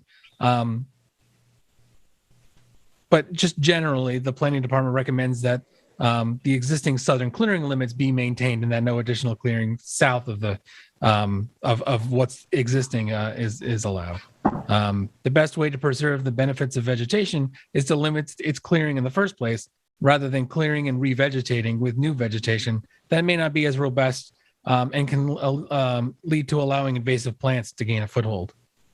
The board recently received an updated site plan, which includes an updated revegetation plan. This plan includes a significant amount of grass-only areas or areas with a majority of grasses and limited woody vegetation mixed in. The planning department recommends that if approved, an updated revegetation plan be required prior to a building permit, which reflects the board's past practices and which includes a majority of woody vegetation in order to better establish a native habitat that would be more beneficial to the bluff and also to help control runoff more efficiently. Planting grasses and small shrubs does not constitute a revegetation. It does not establish native habitat. It provides less benefits, and it also is more likely to be cleared by future owners of the parcel. Overall, the large driveway and large residence appear to be proposed in such a way as to extend the residence as far south as possible. In a redevelopment, the environmental conditions should be improved by increasing setbacks and limiting disturbance. A more condensed footprint and a better layout of the parking areas could help to push the seaward side of the residence further north and decrease the area needed to clear and increase the buffer to the bluff crest.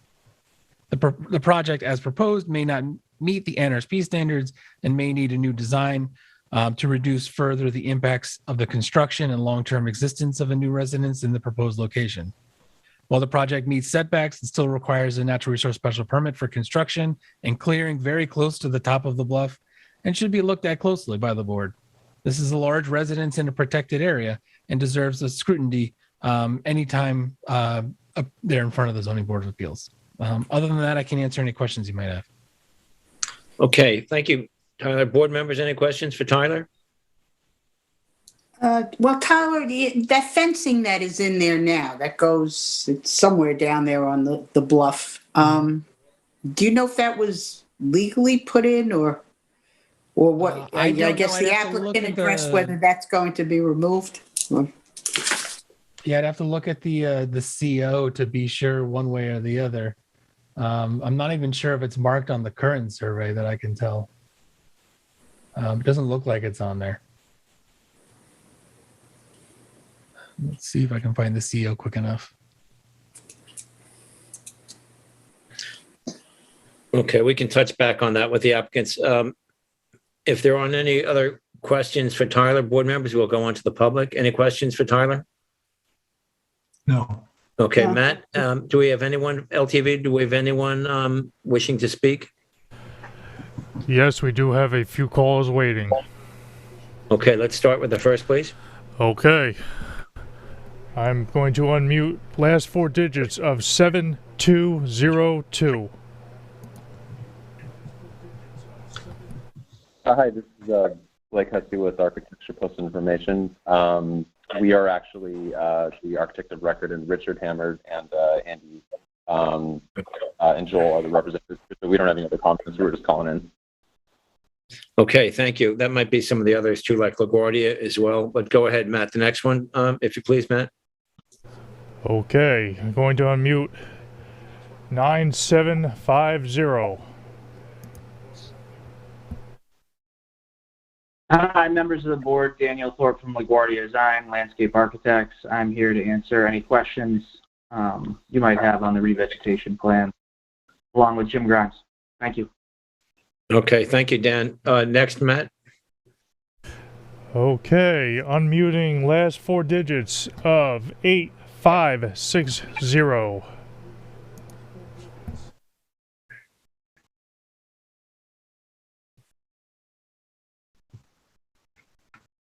Okay, anyone there?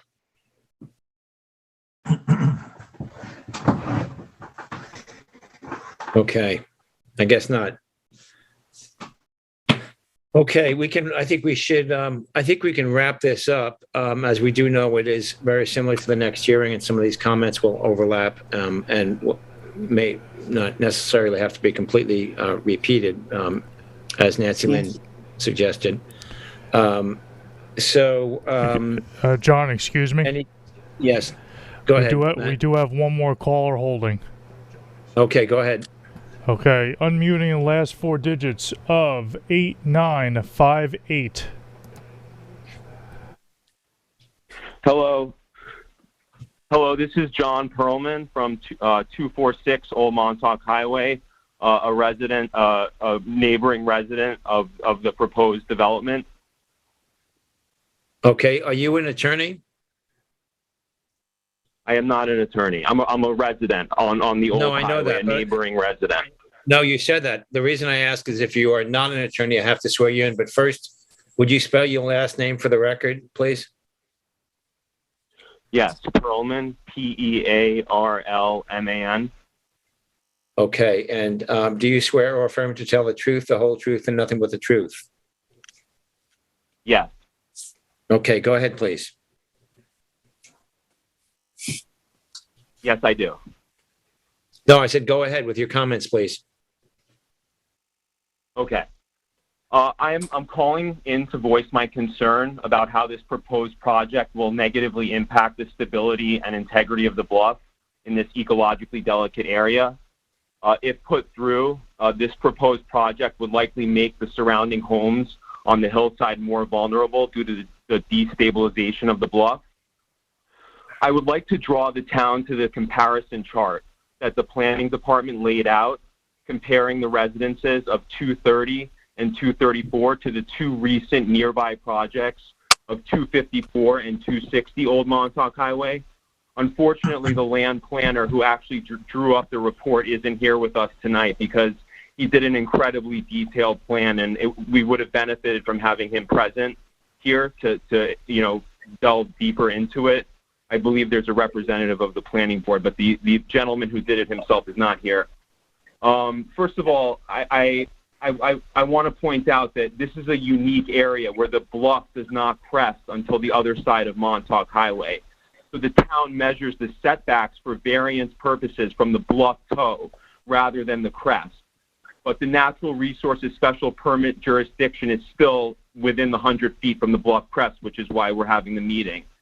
I'd like to point out that on the comparative residences on the report from the land planning department of 250 and 250, 260 and 254 Old Montauk Highway, they're 190 feet from the bluff toe, whereas the proposed residences here of 230 and 234 Old Montauk Highway are significantly closer at only 125 feet, but the land planner just mentioned that it's actually 120 feet from the bluff toe. So they're located in an even greater environmentally concerning location, which is very important to note. Secondly, the land planner, Michael Delalio, again, who's not here with us, but who drew up the report, examined the properties and did a detailed analysis, a very incredible and detailed analysis, which I really would hope that the town zoning board reviews in detail, comparing the two recent developments at 254 and 260 Old Montauk Highway to the proposed development on 230 and 234 Old Montauk Highway, and showed that the percentage of allowable building coverage being used or being proposed for 230 and 234 was significantly greater. The land planner in the report refers to this as the intensity of use of the property. And the intensity of use is extreme in the proposed plan of 230 and 234 Old Montauk Highway. In terms of the percentage of allowable building coverage, the two comparison properties of 254 and 260 Old Montauk Highway are only at 58% and 64% versus a staggering 70% and 88% in these proposed plans of 230 and 234 Old Montauk Highway, which is huge and shows that this is a very aggressive plan. In fact, I would also like to note that the proposed coverage is being nearly doubled from the prior property of 230 and 234 Old Montauk Highway, and the total coverage is 40% more, and the clearing of the property in terms of the natural vegetation there is going up significantly. Not only this, but the improvements are getting closer to the bluff crest. It doesn't make sense why a north-south house would be allowed when doing a redevelopment that is literally feet from the bluff crest, when it would make much more sense to do an east-west house that minimizes the need for a natural resources special permit. Because of this, it appears that the plans as they have submitted may seriously need to be redone, which is a point that the land planner himself, Michael Delalio, in his report notes very, very clearly. Okay, John, hello, I'm almost finished. John, I have excuse two more me. sentences, please. I would like to bring to the forefront the comment by the land planner that it's crucial that in redevelopment, the environmental conditions should take priority and be improved, not worsened by increasing setbacks and limiting disturbance. Given all of what I've covered here, it begs the question, this is my last sentence, what is the purpose of a natural resources special permit review if a permit is granted for this project at 230 and 234 Old Montauk Highway? Because in many ways, it renders the NRSP standards for this section of Montauk worthless. Thank you very much for your time. Okay, thank you. LTV, do we have someone else on the line? Yes, we do. I will unmute them right now. And I'm unmuting the last 4 digits of 3500. Hi, good evening. This is Madeline Van John from Tarbert and Leicester. I'm representing Lillian Schneider, who owns the property at 224 Old Montauk Highway. And I submitted a letter today. I'm sure everyone hasn't gotten a chance to read it, but we just wanted to get it submitted. And it won't be too long, just because everything's in the letter, essentially, that I wanted to say. But our client is mainly concerned about the destabilization of the bluff. Her property is adjacent to 230 Montauk Highway, so she is concerned about both of the properties. The main concern is that the proposal involves clearing and expansion of patios seaward of what exists. What exists right now is essentially along the line of development with our client's property and sort of the immediately adjacent area. And it's been our understanding that it's generally this board's practice to not allow further seaward expansion of clearing structures, anything like that, when properties are being redeveloped. And it does seem that on this property there's plenty of space to accomplish what they need without further clearing on further expansion of structures in the direction of the ocean. And especially in conjunction with the large amount of coverage that is being proposed on this property, the large increase in coverage, that it would make more sense to retreat from the bluff crest rather than expanding even closer to it. And that's all I have. Thank you. I was on mute. Thank you, Madeline. LTV, anyone else on the line? Yes, there is. I will unmute the last 4 digits of 2990. So she is concerned about both of the properties. The main concern is that the proposal involves... Hold on a second. Matt, take care of that, would you? Yes, I will. The caller I just unmuted, please mute your device. You are live. Can you mute that? Can you mute their call for now? Something? I cannot. It's on their end. No, maybe you can mute them and we can speak to them if they're listening. Oh. Okay, I don't want to listen to this. Let me mute last 4 digits. Just mute that. Okay, they are muted. Okay, caller, you have to mute your television or whatever you're listening to the hearing on before you speak. We cannot hear you. Please do so. And okay, I will now unmute 2990 once again.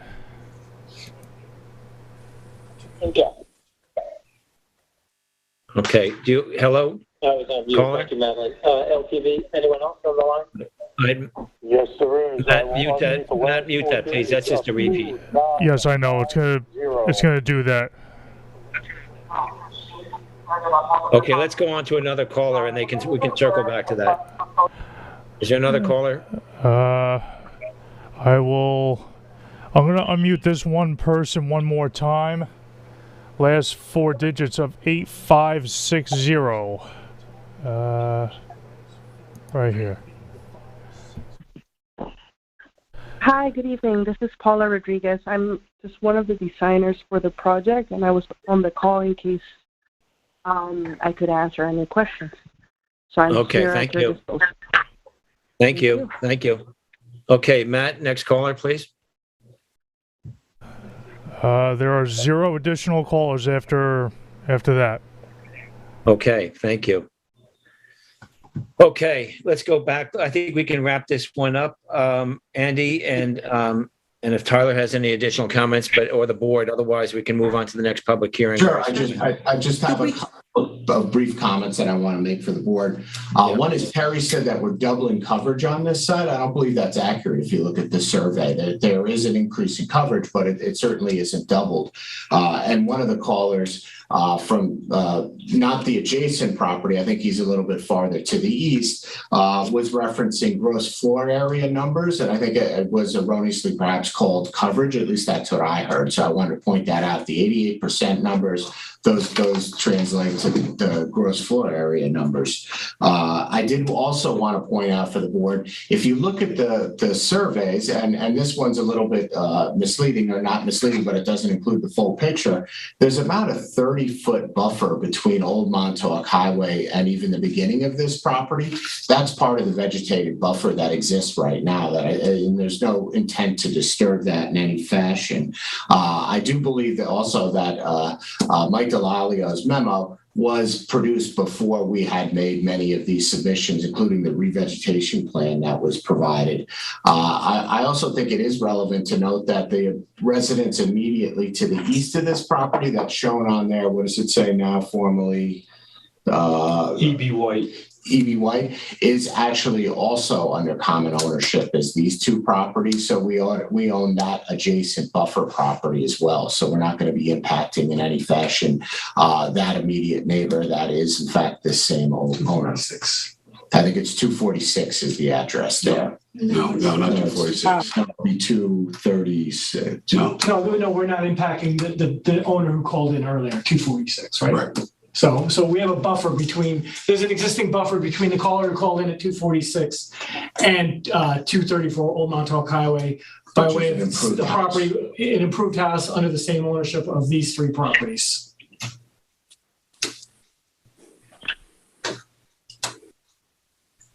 And again, a lot is being made of construction going seaward of the existing residences.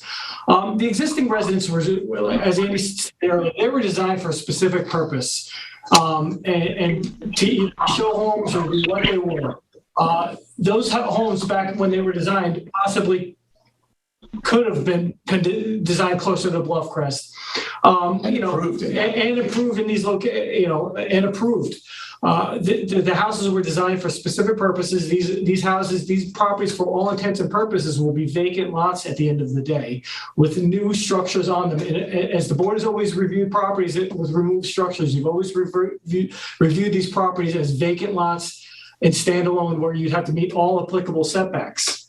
So these properties should be reviewed as vacant properties and not under the fact that we're designing structures seaward of the existing structures. We design a project that benefits from the fact that we have a bluff crest that is located seaward of all the structures were proposed. All the other structures that were designed just up the street at 254 and 260 Old Montauk Highway are 100% in front of the bluff crest. They may be 190 feet from the toe of the crest, but they're located 100% in front of the bluff crest. These projects are 100% on the landward side of the bluff crest, designed using those as a template. The houses are smaller.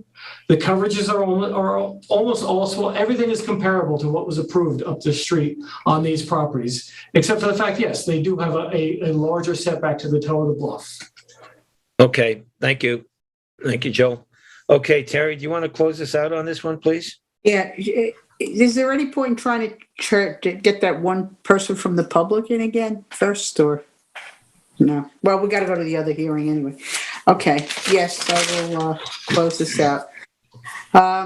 For Doggo LLC at 234 Old Montauk Highway in Montauk, tax map 300-87-3-8, make a motion to close the public hearing and to leave the written record open for a period of 2 weeks from the time when the transcript of this hearing posts on the town website. I'll second it. I concur. And I concur as well. Okay, thank you, Terry and Tyler and all of the applicants and their team. Okay, I think that same team will probably stay with us here. So we'll move on to our next public hearing. The applicant is CA LLC. The lot size location is 94,774 square feet total at 230 Old Montauk Highway in Montauk, tax map number 300-87-3-9. The description is to demolish the existing residence and appurtenances and to construct a 5,359 square foot two-story residence, 120 square foot sauna, 155 square foot hammam. I'm not sure what that is. Like a sauna. Okay. 2,056 square feet of patios, 2,005 square feet of roof deck, 350 square feet of swimming pool, 2,032 square feet of pool patio, walkways and fencing on a parcel of land containing coastal bluffs and beaches. A natural resources special permit NRSP pursuant to 255-4-20 and any other relief necessary. All improvements have been proposed more than 125 feet from the toe of the bluff. The zoning district here is an A resident zone. The flood zone is X. The secret class is type 2. And council, do we have a proper affidavit of service and posting? We have an affidavit that the mailing was sent out on the 22nd day of November and that the posting was done on the 22nd day of November. So the paperwork appears to be in order. Okay. And this is in board member Ed Johans, Montauk District, and he is handling this, I believe. Ed, if you want to go ahead with your field report, please. Yeah, thank you, Mr. Chairman. This is the first photo. You see the notice posted at the roadside. You can see the gate into 230 just to the right of the sign. Next. I've just taken a look west here, and you can see Old Montauk Highway as it approaches this driveway. Next. Turn around and look back up in the other direction, a little bit in the distance. You see some of those same vehicles we saw parked from the construction that's going on at 256. You also see to your right that there's some mature vegetation here, including some between 230 and 234. That's been in question up to this point. Some of it was, as was pointed out, planted, but some of this is existing oak vegetation. And that's the hope that's the thing we've been discussing. Next. I looked across the way just to give you an idea of character of the neighborhood. There's two photos here. One's looking slightly to the northwest, that house that's been, somewhat recently built. Next. Next, yeah. And I just shifted a little bit. You can see another driveway immediately across from there and a house set back up in there. This one here, I've turned back around now in the same spot, and I'm looking at the driveway as it comes up to the, okay, you can go back. Next one. Next. Next, yeah. So I'm looking at this driveway. It's significant because we have covered a lot of ground here. That Jim Kim did say that, and the team said this would be the access for the demolition. This is the pre-existing driveway to the only real parking for the two existing structures that are there now. Next. I walked my way around and now I'm on the inside of the gate looking seaward, and you can see the driveway going down to a parking area. You see the vegetation on both sides, and you can also see the ocean in the distance. Next. I took a minute to look to the west. This is a house that exists. You can see it through the trees there. I can't tell you how many feet from the property line, but it is something that is noticeable when you're standing in the property 230. Next. This is the first look at the house from the west, 230. This is a unique and different looking structure. Somebody used the word state of the art before when it was constructed. I think it probably was. And I have several pictures of the structure just because we want to understand its size and the scope of this project when we start dealing with this structure. Next. I've walked to the edge of the parking pad and I've looked down, and here we see we see a fence prohibiting any movement down there, but we're fairly close to the ocean and somewhat low. This is off to the very west edge of the property. Next. I've just turned in that spot and looked back again, and you can see beyond from under there 234. So you can see that these are very melded in terms of properties. This very significant structure, stonework, and there's a pool in there, which we'll see from some other angles. And you can see that this is all standing on steel columns, and those columns are obviously attached to something significant in the ground. Next. Just getting a little closer and looking up, giving an idea of the project and its look. There is a section there of steel I-beam holding that end of the building in place. And I'll give another view of that next. Now I walked my way over to really the property line between, I'm a little beyond the property line. I'm close to 234. Look back, you can see the property looking west. On the other side, there were shutters that are in place to help block that western sun. Here were these windows are all looking east. Next. We come up a little bit closer to the property. There's a pool house there. Immediately in front of you on the top of that stacked stone is a swimming pool, which we'll see. And of course, the building above. Next. Now I've stood up there and I'm looking down at the swimming pool. And again, we can see the support, the structural support and the position it's in holding this one end of the house, or at least a section of it. And the pool end, it takes in, there's a bit of a turn in it. And we see some patio area. Next. Looking back in the other direction, you get an idea that this pool and how it's been perched, how it's set. It's set back from the bluff, more or less underneath the building as it passes under from one side to another. Next. Just a back look again. There is some significant amount of wall material here. It's already been described by their team that there should be removed, and some of it's going to be hopefully reclaimed. But there is a significant amount of wall on this particular portion of the property. Next. This is just a door I put in there. The pool equipment is all below grade. That's a door down to a pool equipment is in a vault below the surface. Next. And I'm standing in that pool and I'm looking out again, just to give an idea of the juxtaposition of the structure, the bluff, the ocean, and some of what's going on in terms of the natural topography there. Next. Just to look through, we can go if this was just look through at this end of the property. You can see some of the roof structure. A significant amount of concrete has been poured here for both retention and for structure. And you see some of that to your right. Next. Just looking down along the building again, looking at this building and its length and how it protrudes out towards the ocean. Next. Now I walked my way all the way out, and you can see that there's a patio area here beyond the building, and how we're, the relationship to the ocean. This house sits pretty much perched above and looking down. Next.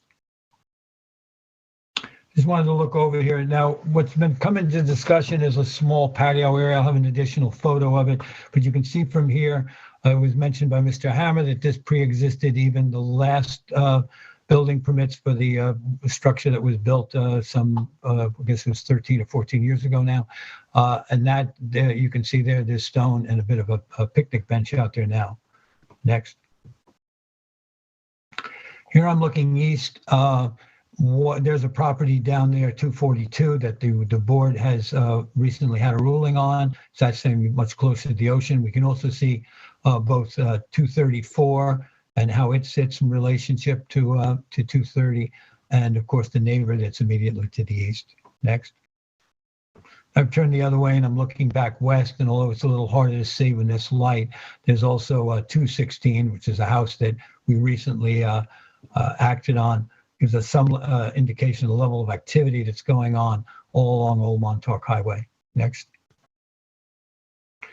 Just down, I'm standing approximately on the property line.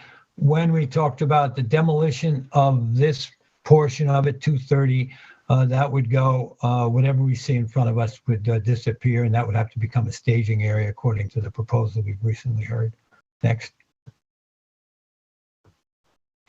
This is down looking at that little stone platform, little patio. You see a couple of steps right immediately in front of you. I'm standing on a rock that's been placed probably earlier by a landscape effort. But according to what we heard earlier, this, again, as I said, predates the earlier construction or the more recent construction. Next. And I wanted to get an idea of what this vegetated slope looks like. You can see a bit of 234 to your left. I'm standing at 230, but you can see that as was brought up, I think, by our chair, when he mentioned that all these properties in this area tend to have vegetation cascading down to the beach. And here we see that there is some well-established vegetation in the area. I think this is going to be a concern to us that this is all maintained and protected. Next. I just want to look back from the house. I'm standing just about as far back on the bluff as I can, looking back.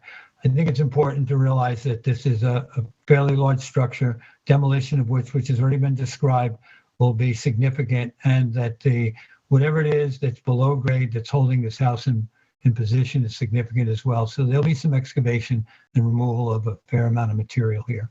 Next. And I just wanted to show the relative relationship between this and 234. At this point, there is no fence, there is no berm, there is nothing constricting that. They're completely, not legally, but visually melded properties. Next. That was it. Thank you, Mr. Chair. Okay, thank you, Ed, for that thorough field report. Board members, any questions on Ed's report? Okay, we will go then to the agents for the applicant. Andy? Evening, Mr. Chairman. Richard A. Hammer from Biano and Hammer LLP. Once again, I have the same design team. I would move that the record of the proceedings from the prior application and public hearing that was heard by the board be incorporated into this hearing for purposes so that we don't have to repeat a lot of our discussions. I'm going to try and keep our presentation more brief on this one because I think we did explore a lot of these.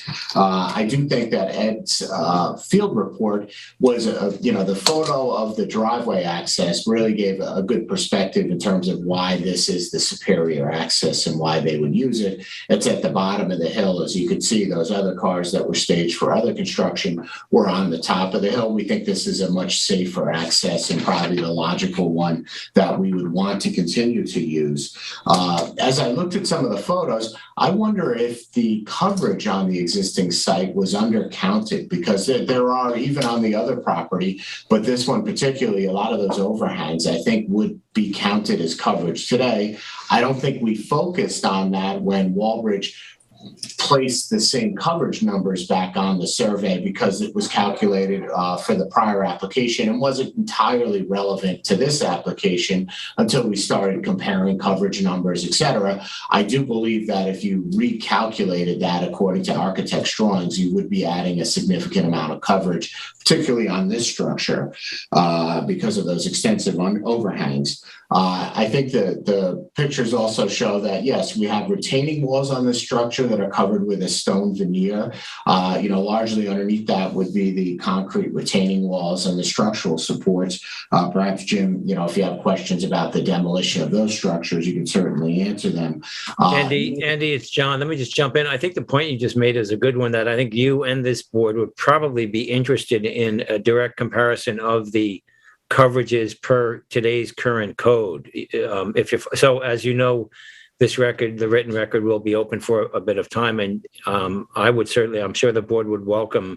I think that would be important. Yeah. Roy agrees. If that would be updated, I think that would be an important bit of information on this application. Okay, and I certainly would explore that. It just wasn't something I was thinking about coming into this hearing. And I don't even know how relevant it is based on the fact that we comply with all, statutory limitations, code requirements, et cetera, with respect to setbacks. But, it is something we'll take a look at and try to get something in if we can. And if I may, just jumping because of our similar applications, you may want to do the same thing on the previous application, just to add that to the mix. Absolutely. I'll have them both looked at the same time. I also saw in Ed's photo, you can see how awkward that pool is. It actually goes underneath the, basically it's kind of like an X underneath, perpendicular to this structure that exists right now. I do think that the photographs that Ed took of the bluff, which do show some invasive black pines, but this is a predominantly stable area of the Old Montauk Highway bluff. It remains in some respects remarkably unchanged from when these structures were built 20 years ago. Looking at some of the surveys and everything, it really is remarkably stable.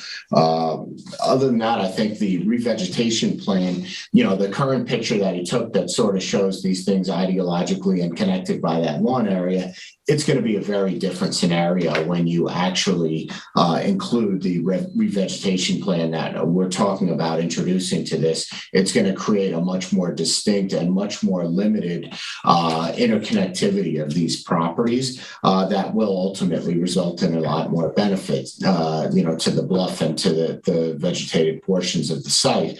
I also do think that it's important to note that, yes, we're basically breaking the intent of the original designer or the homes that were designed here.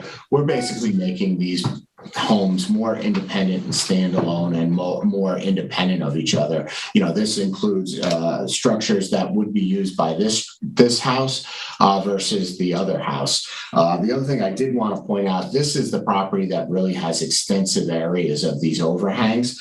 I think it's over 1,500 square feet, almost 1,600 square feet on this property alone. If you back that coverage out from the proposed, you're going to reduce coverage to well below what was approved on some of the additional properties that we were talking about earlier, basically the 254 and the 260 Old Montauk Highway. But once again, those are architectural elements, but they're also added for passive solar reasons, et cetera.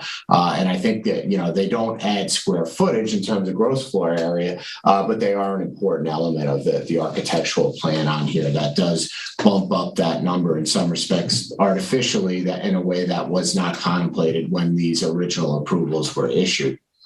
But the intent here is very similar to the other one. We're basically utilizing the existing improvements and revegetating around them in such a manner that we think it will be a vast improvement to the site conditions. Okay, thank you, Andy. Maybe this is a good time to see if board members have any questions, and then we can also pull in some of your team if the board needs further clarification. So I'll start off. Excuse me. I'll start off with Ed on this one. Ed, any questions? Yes, Mr. Chair. I just have two quick statements here, quick questions here. One of the reasons I took so many pictures of the structure is that it is a significant amount of material that's going to come off the site. And also, it's important to know that anything that could support that structure, as it has for the last 15 years, has a fair amount of subterranean structure as well. Mm-hmm. Some of the concerns have been brought up by callers and by board members, and I know that it'll be on our mind, is the amount of demolition happening is not just above ground, it's going to be below ground, and in this case, it's going to call for a certain amount of excavation. Some of that is fairly close to the bluff. Therefore, the construction protocols, which I've read through them, and they're very precise and they're very complete, I think, and they do protect it, have to be adhered to. One in particular, on page 10 of the construction protocols, item 9, construct stormwater dry wells and inlet protection. The ground will be temporarily graded to direct any surface water to the nearest stormwater dry well and away from the top of the bluff. This seems critical to me during this part of the construction. Now, we see how close it is. We know what we're doing. And I think we sometimes are a bit fooled, and we can see from adjacent construction that's happening now that this is going to be a more delicate maneuver than it is. It's not going to be that delicate. It can be done precisely, but there's going to be significant excavation. So my comment is, and it's not really so much a question, it's in your protocols, these will have to be adhered to very closely in order for us, we have to feel they're going to be adhered to very closely in order for us to move forward with approving this or potentially approving it. Because I do think this is a very substantial structure. It may not seem so to the outside, but I think it will be before you're done demolishing and resetting that site for future use. That's it. Thank you. Thank you very much, Ed. This being Montauk, I'll go next to Terry. Terry, any questions or comments? No, not at this time. I'd like to continue. Okay. Roy or Tim, any?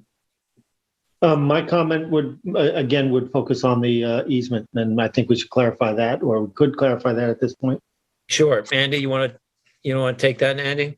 Absolutely, and we would agree to that as a mitigation measure. Once again, I would point out that this does have that pre-existing patio, so it's that either be cut outside of the easement or allowed to remain within the easement, including the little bit of clearing, which it looks to be about 4 foot wide to my eye, but that would be what would be necessary to access that platform that has been there for many, many decades. Okay, thank you, Andy. Actually, that may have some historic significance. That was Elia Kazan, who was the prior owner on this property, and that was built under his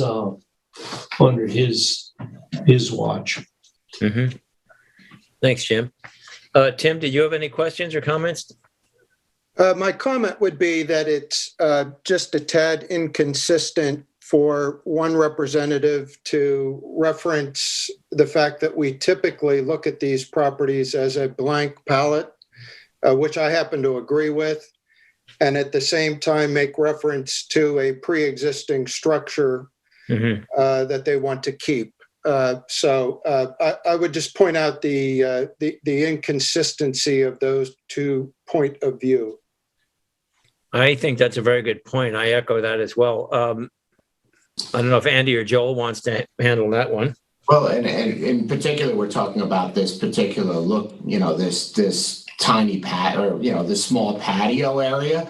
It was allowed to remain by the prior zoning board in 2001 when it approved. I don't think anybody really focused on it.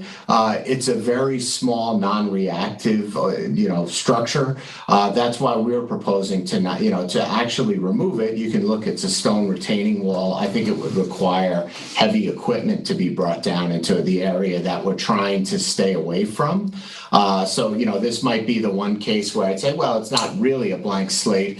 There are other properties. I think I represented the owner who had the smokestacks from the fish factory. Once again, that was another structure. We said, well, let's not mess with that. I think this is not mess with, because it's a much more sensitive area that to actually effectuate the removal of might be more harm than good. So, I do understand Tim's point, but at the same time, it's a different type of structure and a different location that I think merits the board, reviewing it perhaps in a different fashion than you ordinarily would.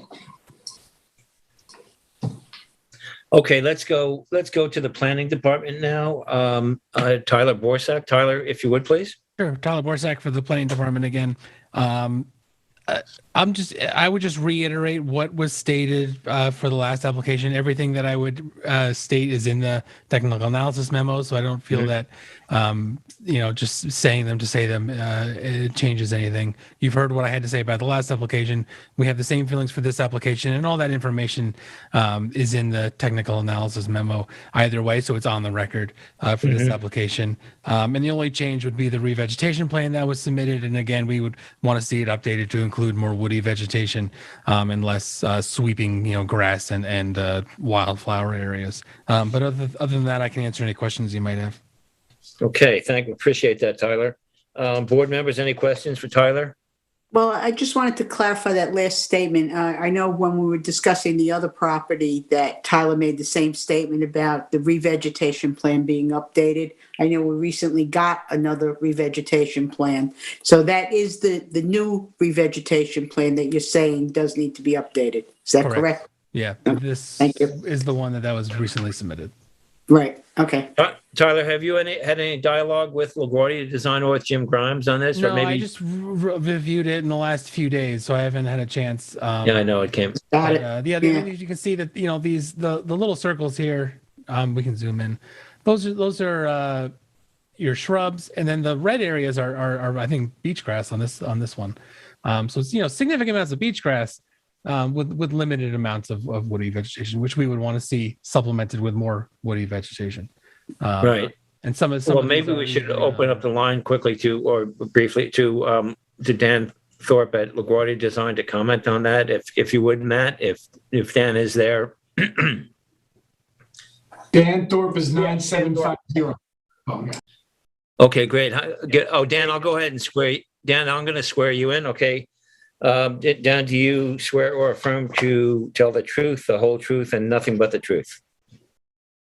I do. Thank you. Go ahead, Dan.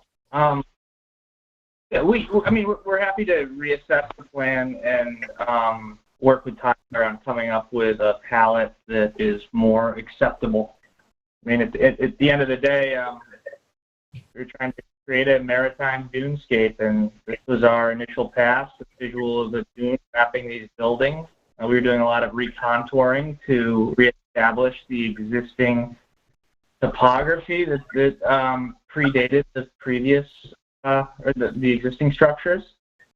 So we're more than happy to engage Tyler on that and continue to work it. Okay. Thank you, Dan. Board members, before we go to the public, any questions or comments? No. Okay. LTV, Matt, do we have any folks on the line here? Yes, we do. And just additionally, we do still have the architects and designs still on the line, but we do have 2 additional callers, which I will unmute right now. Thank you, Matt. Excuse me.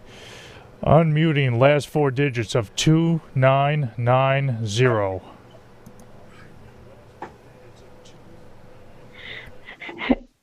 My name is Lillian Schneider, and I've been living on the bluff for over 50 years, and I'm really calling in to voice my concern about how this project, this proposed project... Hold on, Lillian, pardon me.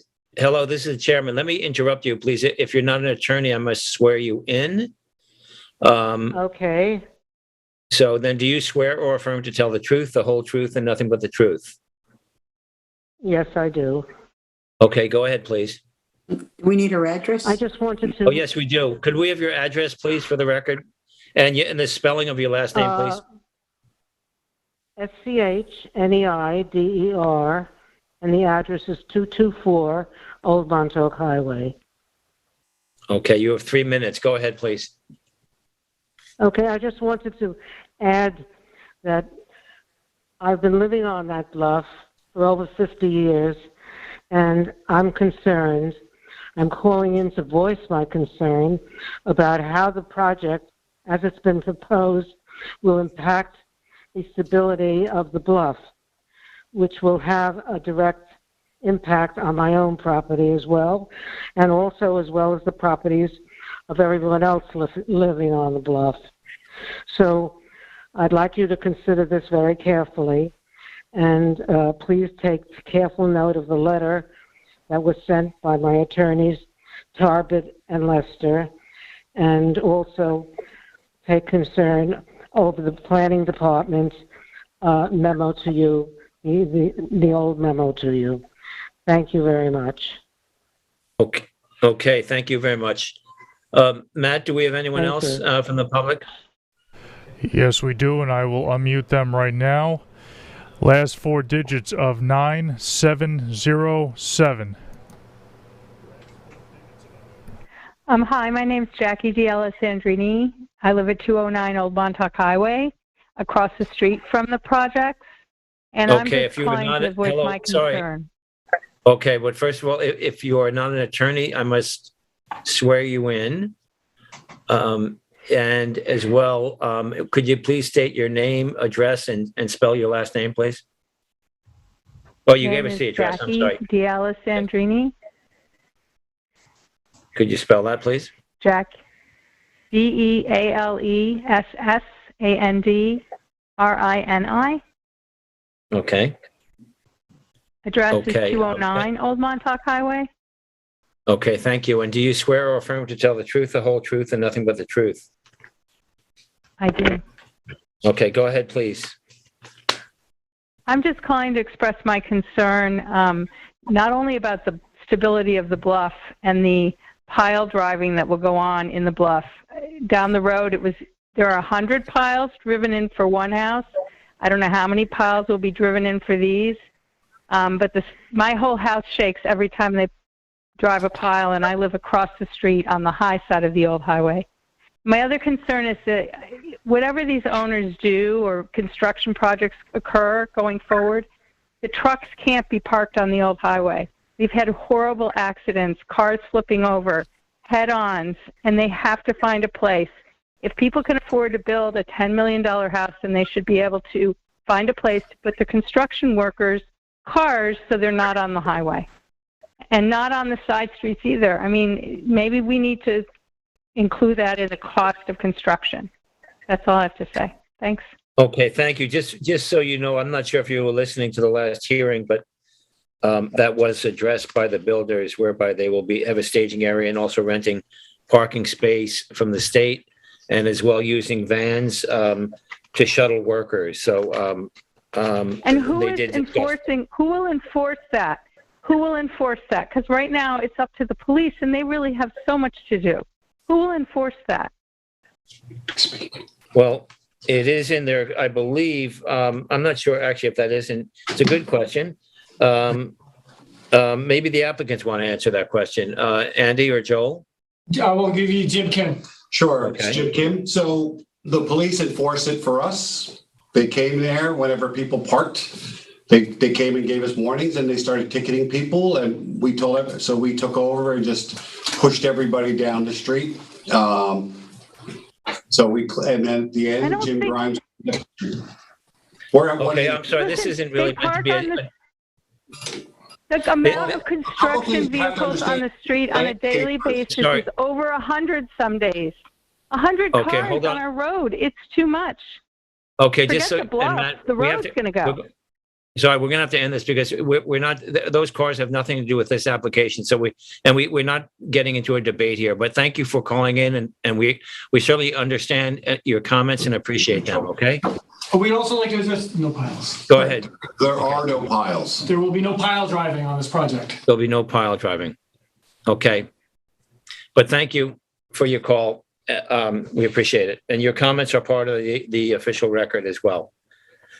Okay, Matt, do we have anyone else? Thank you. Matt? You have 0 additional callers. Thank you. Okay. Okay.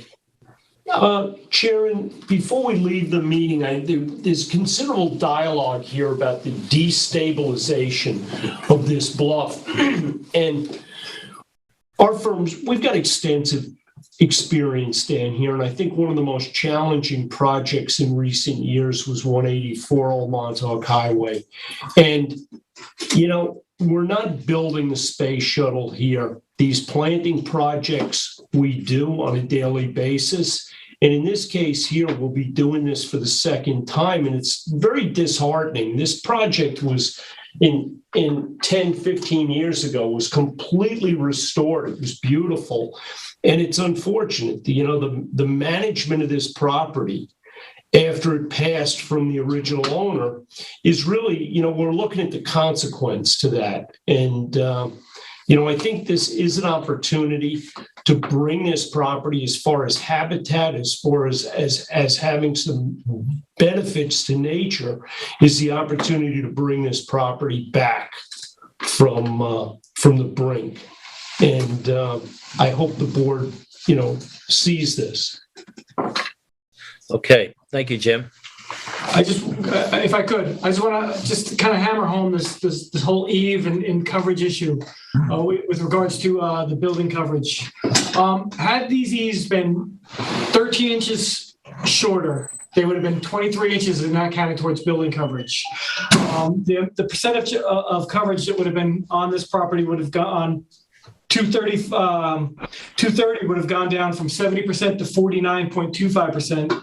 And the coverage on 234 would have gone from 88%, because the number 88% was said earlier, and it is a large number, would have gone from 88% to 72%.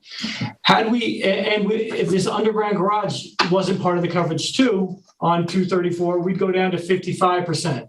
So all those numbers in the planning department's charts looks large. We got to consider a lot of that coverage is because of the eaves that are proposed on this house.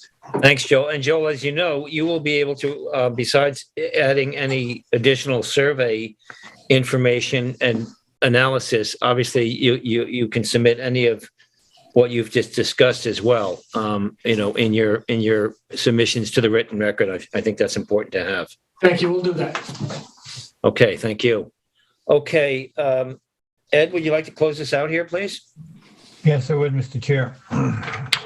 In the matter of SEAA LLC at 230 Old Montauk Highway, Montauk, Suffolk County Tax Map 300-087-03-9, I would like to make a motion to close the public hearing at this time, but to leave the public record open for 2 weeks after the transcript for this meeting is posted on the website. Second. Concur? Terry? Yeah, well, I thought I seconded it. I'll concur. Okay. Okay. And I concur as well. Okay, thank you, Ed, and thank you, Tyler, and thank you to the applicants and all the team, and for those who called in, we appreciate that as well. Good night, everybody. Good night. Take care. Thanks, Take Ted. care. Thank you. Okay, we will go back to the remainder of our agenda this evening. Next we have, pardon me one second here.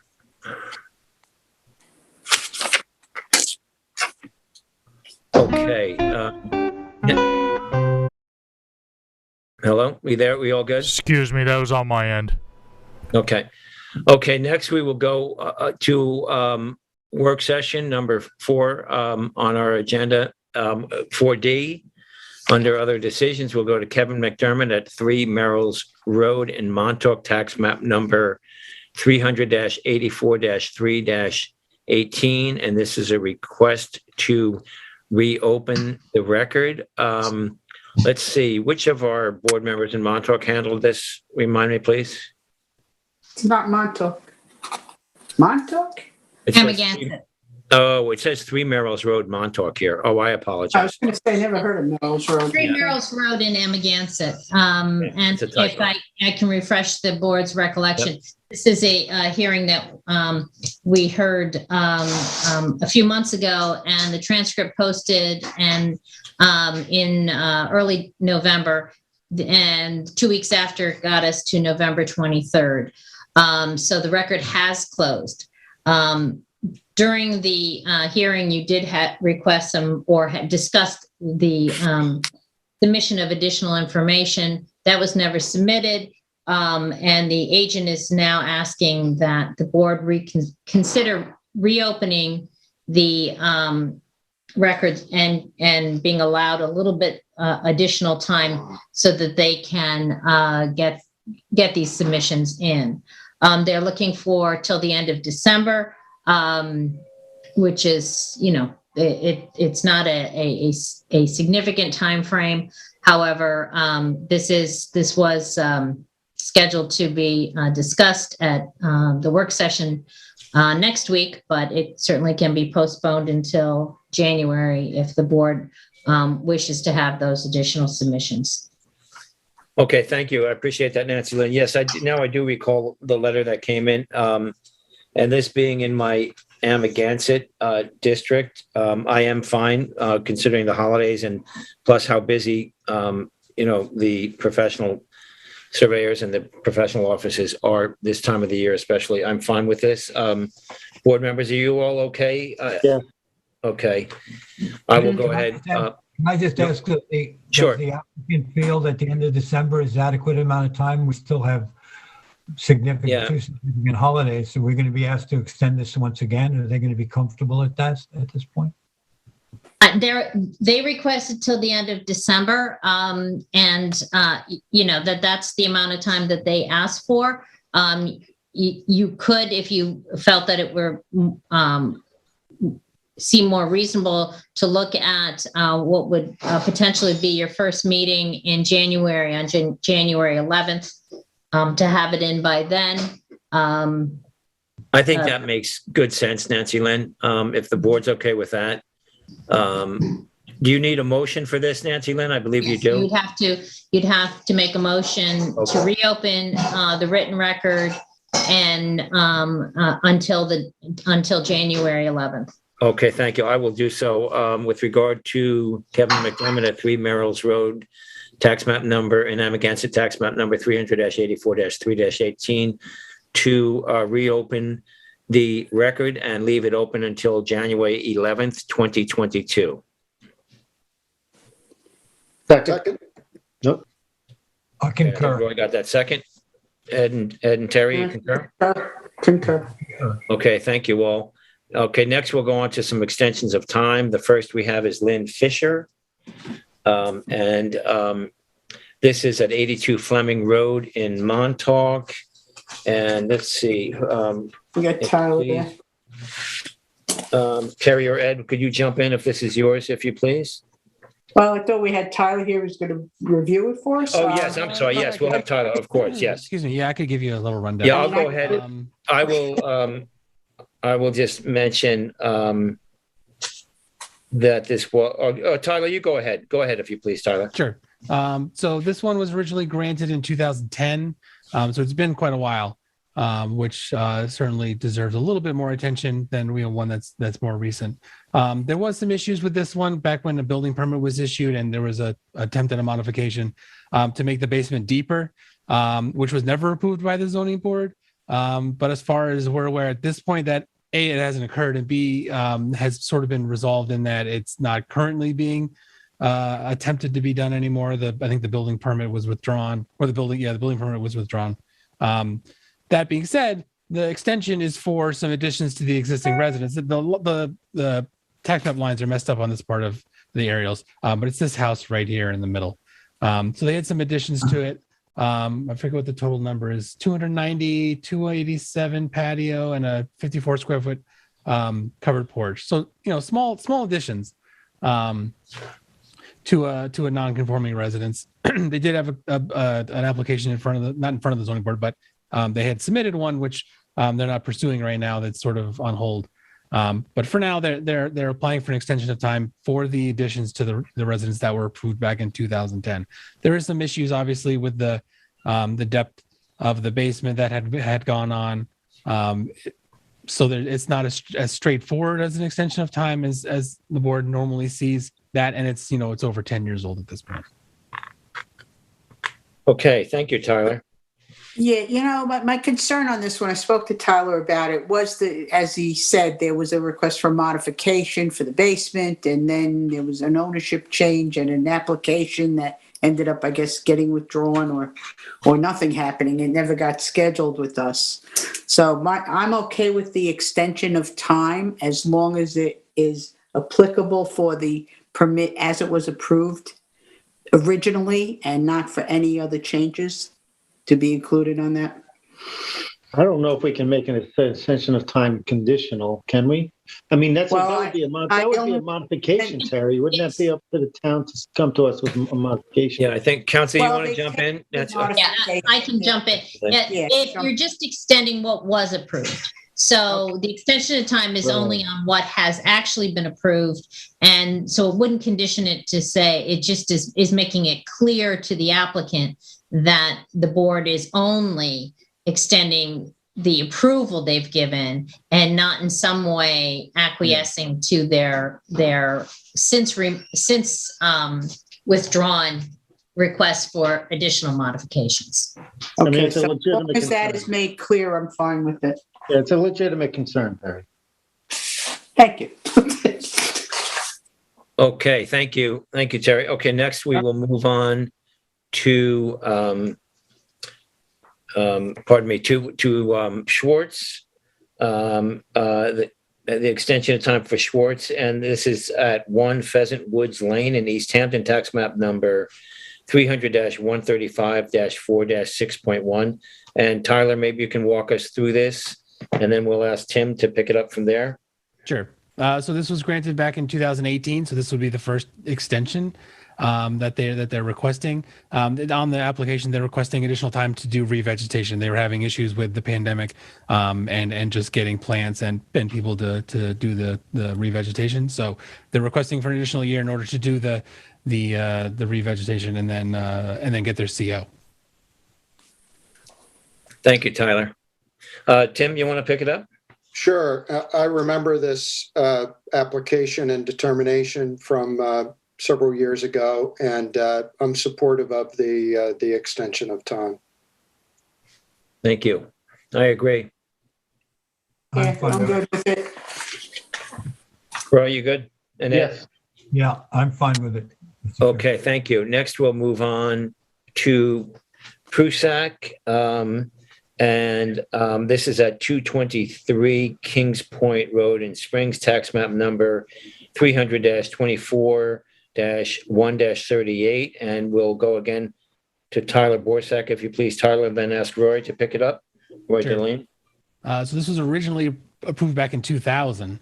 All the work is done on the property. They're just requesting an extension of time in order to apply for a CO according to their application. Thank you, Tyler. Roy? Yes, I would support this then as well. Thank you. Can I just ask, is this residence been being occupied without a C of O after the work was done that many years ago? Has the work been done recently? I'm not certain specifically when the work was done. Okay. I could do a little research if you needed me to. No, that's fine. If Roy's fine with that, I'm fine. Do you know when the owners took possession of this? No, that information isn't provided to us generally. Okay.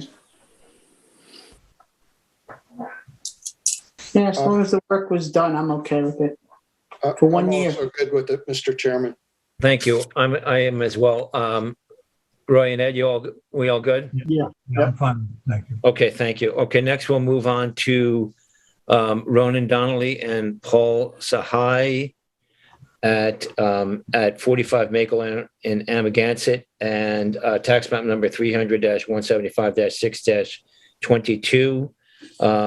This, Tyler, maybe you can walk us through that. This is in my district, but I recuse myself on this one. So perhaps one of the Vice Chair Delaney can pick it up after this, or whoever, if someone recalls handling this application, that board member could pick it up. So if you please, Tyler. Sure. So this is in the Beach Hampton area. It was filed back in 2019. So again, this is their first year requesting extension of time. They haven't done any of the work yet. I think they were getting all their permits in place. So they need an extension of time to get their building permit. And then I would imagine they'll probably start construction fairly soon. So they don't have a permit at this time then? They do not have a building permit yet, no. So they're not keeping a permit valid. Okay. Yeah, I remember this case. It's recent, so I would approve the extension of time. Yes. Thank you, Roy. Board members? I'm okay with it. Same here. I'm okay with it as well, Mr. Chair. Okay, thank you all, and thank you, Tyler. Okay, next we'll move on to Damzak LLC at 19 Arnold Court, Montauk, tax map number 300-69-1-33. Tyler, if you would, please. Here again, another recent one. This was 2018. They're requesting an extension of time for a building permit to be issued. They haven't gotten one yet. They stated they have received approval from the health department for the sanitary system, and we don't have any issues with it. Okay, thank you, Tyler. Terry, did you handle this? Yeah. I'm okay with the extension of time. I did go by the property. There's nothing new to see. It's still as it was. But yes, I'm okay with the extension of time. Thank you. Board members? Yeah, I'm fine with it. Yeah, and I'm good as well. Thanks, Terry. Thanks, Tyler. Next, we'll move on to 33 Springwood Associates LLC, formerly White Company LLC at 33 Springwood Way in East Hampton, tax map number 300-74-7-291. If you would, Tyler. Sure. I remember these. I think Lisa originally handled them back in 2014. No work has been done on the properties. They'll need a modification once it does come in for a building permit in order to do an IA sanitary system. But it's both of these properties are in tonight. So it's the northern one now, and then the southern one's the next one. So we can just talk about them together. I know that they have significant scenic easements because there was archaeology found on them. So they just covered that in scenic easements. And the buildings were located up near the street. So they just haven't done any construction yet. So I imagine they're just maintaining a valid permit, although they haven't gotten an extension since 2017. So maybe they're looking for construction now. That appears that they have changed owners. Okay, thank you. Tim, you want to pick up on this? Sure.